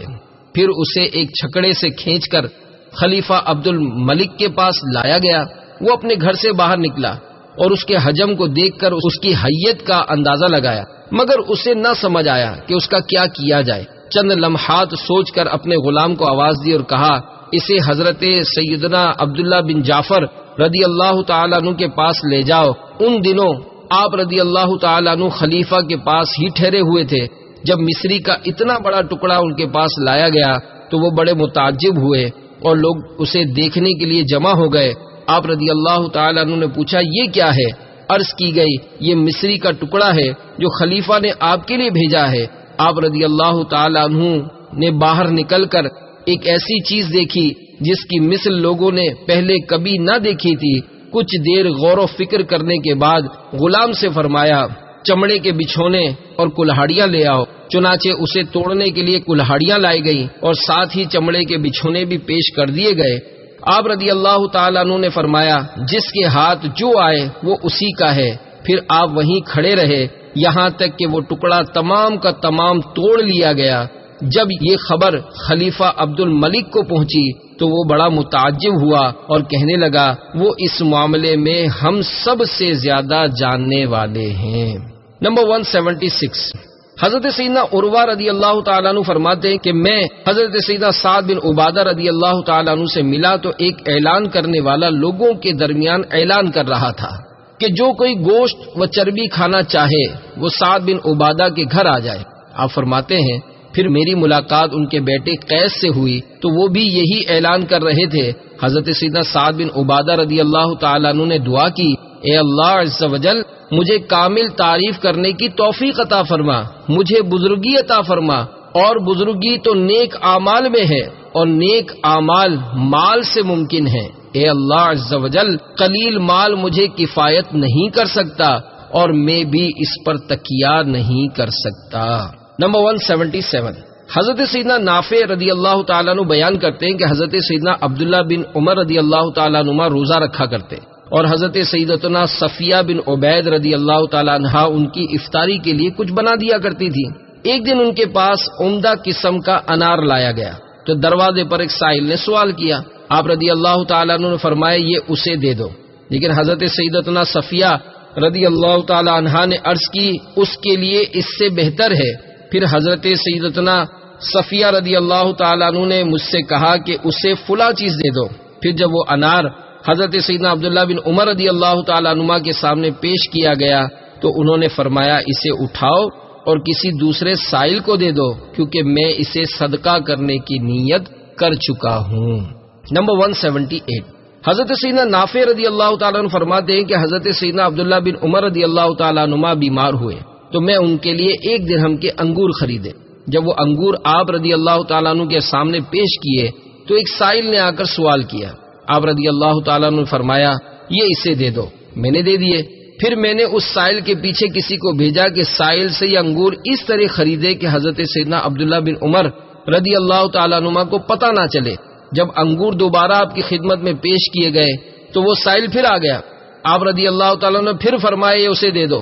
3 مرتبہ اسی طرح ہوا اور ہر مرتبہ سائل سے انگور خرید کر آپ کو پیش کیے گئے، لیکن آپ رضی اللہ تعالیٰ عنہ نے ہر بار انگور آنے والے سائل کو دینے کا حکم فرمایا، حتیٰ کہ لوگوں نے سائل کو اس طرح روکا کہ حضرت سیدنا عبداللہ بن عمر رضی اللہ تعالیٰ عنہ کو خبر نہ ہوئی۔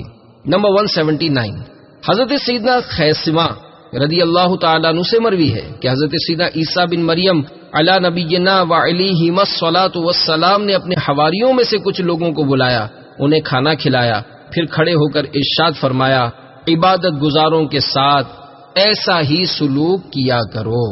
نمبر 180، حضرت سیدنا ابو قبیصہ رضی اللہ تعالیٰ عنہ بیان کرتے ہیں کہ حضرت سیدنا خیثمہ رضی اللہ تعالیٰ عنہ ہمیشہ کھجور کے حلوے کی ٹوکری اپنے تخت کے نیچے رکھا کرتے تھے۔ جب ان کے پاس قرا یعنی قرآن پڑھنے والے آتے تو آپ رضی اللہ تعالیٰ عنہ یہ حلوہ انہیں کھلایا کرتے۔ نمبر 181، حضرت سیدنا ابن عون رحمۃ اللہ تعالی علیہ فرماتے ہیں کہ ہم جب بھی حضرت سیدنا محمد بن سیرین علیہ رحمۃ اللہ المبین کے پاس جاتے تو وہ ہمیں کھجور کا حلوہ اور فالودہ کھلایا کرتے تھے۔ نمبر 182، حضرت سیدنا ابو خلدہ رحمۃ اللہ تعالی علیہ بیان کرتے ہیں کہ ہم حضرت سیدنا محمد بن سیرین علیہ رحمۃ اللہ المبین کے پاس گئے تو انہوں نے فرمایا مجھے سمجھ نہیں آ رہی کہ تمہیں کیا چیز پیش کروں، گوشت اور روٹی تو تم سب کے گھر میں ہے۔ پھر آپ رحمۃ اللہ تعالی علیہ نے اپنی لونڈی کو آواز دی اور شہد لانے کا کہا، پھر خود شہد ہمیں کھانے کے لیے ڈال کر دیتے۔ نمبر 183، حضرت سیدنا ابراہیم بن ابی ابلا رحمۃ اللہ تعالی علیہ بیان کرتے ہیں کہ ہم بیت المقدس کے باب الاسبات میں حضرت سیدتنا ام دردہ رضی اللہ تعالی عنہا کے پاس حاضر ہوا کرتے تو وہ ہمیں حدیث بیان فرماتی۔ جب ہم ان کے پاس سے اٹھنے کا ارادہ کرتے تو وہ ہمارے لیے حلوہ اور دیگر کھانے کی چیزیں منگوا لیا کرتی۔ نمبر 184، حضرت سیدنا ابو ہریرہ رضی اللہ تعالی عنہ سے روایت ہے کہ سرکار مکہ مکرمہ سردار مدینہ منورہ صلی اللہ تعالی علیہ وآلہ وسلم نے ارشاد فرمایا جب تمہارے سامنے میٹھی چیز پیش کی جائے تو اس میں سے ضرور کچھ لے لو، جب تمہیں خوشبو پیش کی جائے تو اس میں سے بھی ضرور کچھ لگا لیا کرو۔ نمبر 185، حضرت سیدنا ابراہیم جمحی رحمۃ اللہ تعالی علیہ بیان کرتے ہیں کہ ایک اعرابی دیہات کا رہنے والا حضرت سیدنا عباس بن عبد المطلب رضی اللہ تعالی عنہ کے گھر میں داخل ہوا۔ آپ کے گھر کے ایک جانب حضرت سیدنا عبداللہ بن عباس رضی اللہ تعالی عنہما فتویٰ دیا کرتے، ان سے جو بھی سوال کیا جاتا اس کا جواب دیتے، اور دوسری جانب حضرت سیدنا عبداللہ بن عباس رضی اللہ تعالی عنہما ہر آنے والے کو کھانا کھلاتے۔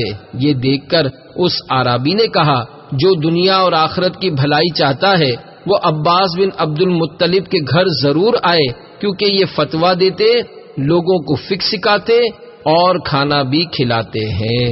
نمبر 186، حضرت سیدنا زبیر رضی اللہ تعالیٰ عنہ فرماتے ہیں کہ حضرت سیدنا عبداللہ بن عباس رضی اللہ تعالیٰ عنہما قربان گاہ میں جانور ذبح کروا کر وہیں لوگوں میں تقسیم فرما دیا کرتے تھے۔ اس وجہ سے مکہ مکرمہ زادہ اللہ شرفا و تعظیمہ کے بازار میں وہ جگہ ابن عباس رضی اللہ تعالیٰ عنہما کی قربان گاہ کے نام سے مشہور ہو گئی۔ نمبر 187، حضرت سیدنا علی بن محمد مدائنی علیہ رحمۃ اللہ الغنی فرماتے ہیں کہ حضرت سیدنا عبید اللہ بن عباس رضی اللہ تعالیٰ عنہ کے لیے ہر روز ایک اونٹ یا اس کے گوشت کے برابر بکریوں کو ذبح کیا جاتا تھا۔ نمبر 188، حضرت سیدنا ابان بن عثمان علیہ رحمت الحنان فرماتے ہیں ایک شخص نے حضرت سیدنا عبید اللہ بن عباس رضی اللہ تعالیٰ عنہ کو رسوا کرنے کا ارادہ کیا اور لوگوں کے سامنے جا کر کہنے لگا، عبید اللہ بن عباس نے تمہیں بلایا ہے کہ آج دوپہر کا کھانا میرے پاس کھاؤ۔ یہ سن کر لوگ جوک در جوک آنا شروع ہو گئے، یہاں تک کہ آپ کا گھر بھر گیا۔ حضرت سیدنا عبید اللہ بن عباس رضی اللہ تعالیٰ عنہ نے دریافت فرمایا، لوگوں کو کیا ہو گیا ہے؟ عرض کی، حضور آپ کا بھیجا ہوا شخص آیا تھا، اس نے اس طرح کہا ہے۔ آپ رضی اللہ تعالیٰ عنہ سارا ماجرا سمجھ گئے اور ارشاد فرمایا، دروازہ بند کر دو۔ پھر اپنے خدام سے کہا کہ بازار سے سارے پھل لے آؤ۔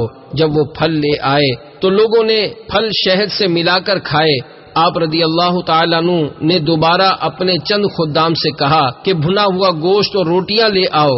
خدام روٹیاں لے آئے تو لوگوں کو پیش کر دی گئیں۔ جب لوگ کھانے سے فارغ ہوئے تو آپ رضی اللہ تعالیٰ عنہ نے ارشاد فرمایا، کیا ہم نے جس چیز کا ارادہ یعنی جو اعلان کیا تھا اسے پورا کر دیا؟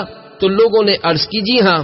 پھر آپ رضی اللہ تعالیٰ عنہ نے فرمایا، اور لوگ بھی آ جائیں تو ہمیں پرواہ نہیں۔ نمبر 189، حضرت سیدنا امام شعبی علیہ رحمت اللہ الولی فرماتے ہیں کہ حضرت سیدنا اشعث بن قیس رضی اللہ تعالیٰ عنہ نے ایک شخص کو حضرت سیدنا عدی بن حاتم رضی اللہ تعالیٰ عنہ کی طرف عاریتن ہانڈی لینے کے لیے بھیجا تو حضرت سیدنا عدی بن حاتم رضی اللہ تعالیٰ عنہ نے فرمایا، ہانڈی کو بھر دو۔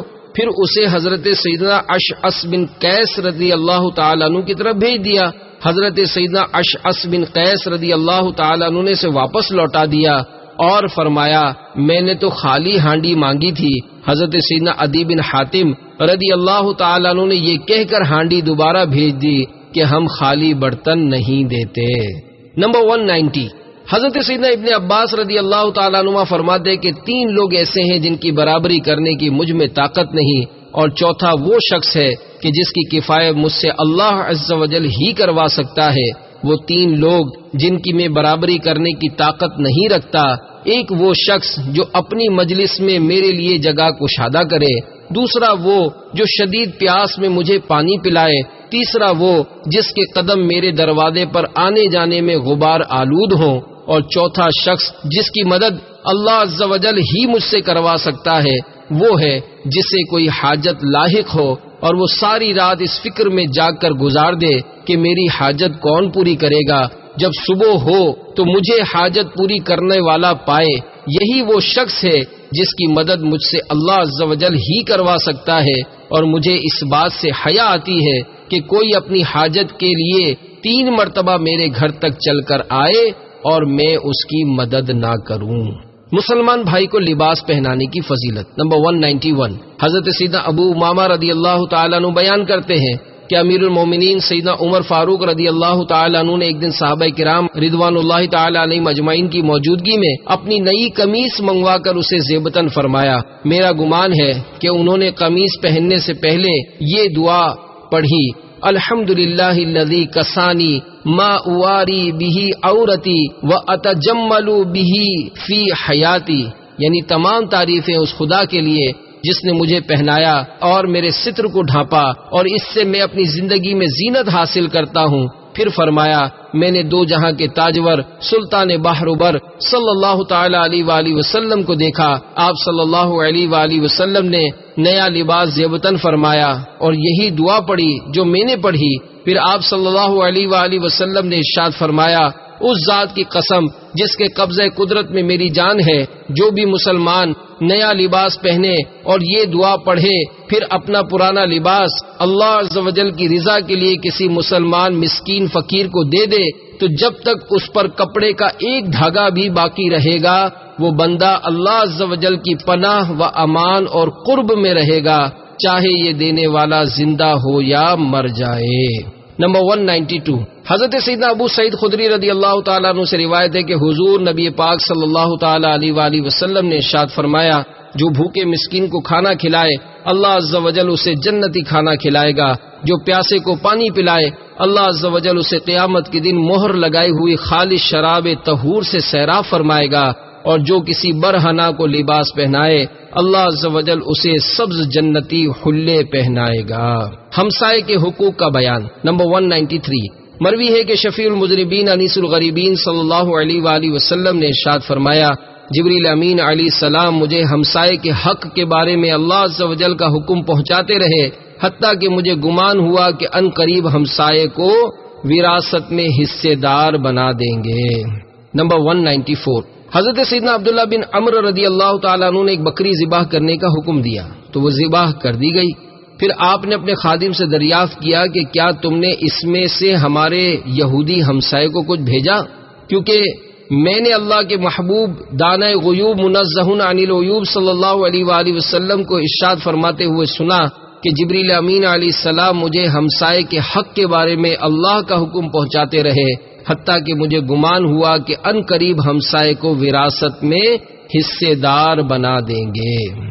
ذمی کافر کو زکوٰۃ وغیرہ صدقہ واجبہ کے علاوہ صدقہ نافلہ دے سکتے ہیں، البتہ حربی کافر کو صدقہ نافلہ بھی نہیں دے سکتے، اور اس وقت دنیا میں تمام کافر حربی ہیں، لہذا انہیں کسی بھی قسم کا صدقہ نہیں دے سکتے۔ حضرت سیدنا شیخ احمد المعروف ملا جیون رحمت اللہ تعالی علیہ تفسیرات احمدیہ میں فرماتے ہیں کہ آج کے دور میں تمام کافر حربی ہیں جنہیں اہل علم ہی جانتے ہیں، نیز کفار خواہ ذمی ہو یا حربی انہیں قربانی کا گوشت بھی نہیں دے سکتے۔ چنانچہ پیارے مصطفیٰ صلی اللہ علیہ وآلہ وسلم نے پڑوسی کے حقوق بیان کرتے ہوئے ارشاد فرمایا، کافر پڑوسی کا صرف ایک حق ہے اور وہ حق پڑوس ہے۔ صحابہ کرام رضوان اللہ تعالی علیہ مجمعین نے عرض کی، کیا ہم انہیں اپنی قربانیوں میں سے دیں؟ تو آپ صلی اللہ علیہ وآلہ وسلم نے ارشاد فرمایا، مشرکین کو اپنی قربانیوں میں سے کچھ نہ دو۔ نمبر 195 حضرت سیدنا ابو امامہ باہلی رضی اللہ تعالیٰ عنہ بیان کرتے ہیں کہ اس نے اخلاق کے پیکر نبیوں کے تاجور صلی اللہ علیہ وآلہ وسلم اپنی اونٹنی جدعا پر سوار تھے، میں نے آپ صلی اللہ علیہ وآلہ وسلم کو ارشاد فرماتے ہوئے سنا کہ میں تمہیں پڑوسی کے بارے میں وصیت کرتا ہوں۔ آپ صلی اللہ علیہ وآلہ وسلم نے یہ بات بار بار ارشاد فرمائی۔ راوی کہتے ہیں میں نے دل میں کہا کہ آپ صلی اللہ علیہ وآلہ وسلم اسے وارث بنا دیں گے۔ نمبر 196 حضرت سیدنا انس بن مالک رضی اللہ تعالیٰ عنہ سے روایت ہے کہ خاتم المرسلین رحمت للعالمین صلی اللہ علیہ وآلہ وسلم نے ارشاد فرمایا، تمام مخلوق اللہ عز و جل کی پروردہ ہے، اور اللہ عز و جل کو اپنی مخلوق میں سب سے زیادہ محبوب وہ ہے جو اس کے پروردہ کے ساتھ حسن سلوک سے پیش آئے۔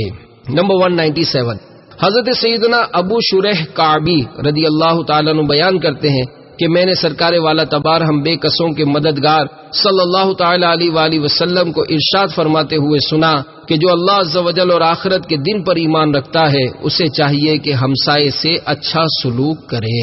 نمبر 198 حضرت سیدنا ابو ہریرہ رضی اللہ تعالیٰ عنہ سے روایت ہے کہ سید عالم نور مجسم صلی اللہ علیہ وآلہ وسلم نے ارشاد فرمایا، جو اللہ عز و جل اور آخرت کے دن پر ایمان رکھتا ہے وہ اپنے ہمسائے کو تکلیف نہ دے۔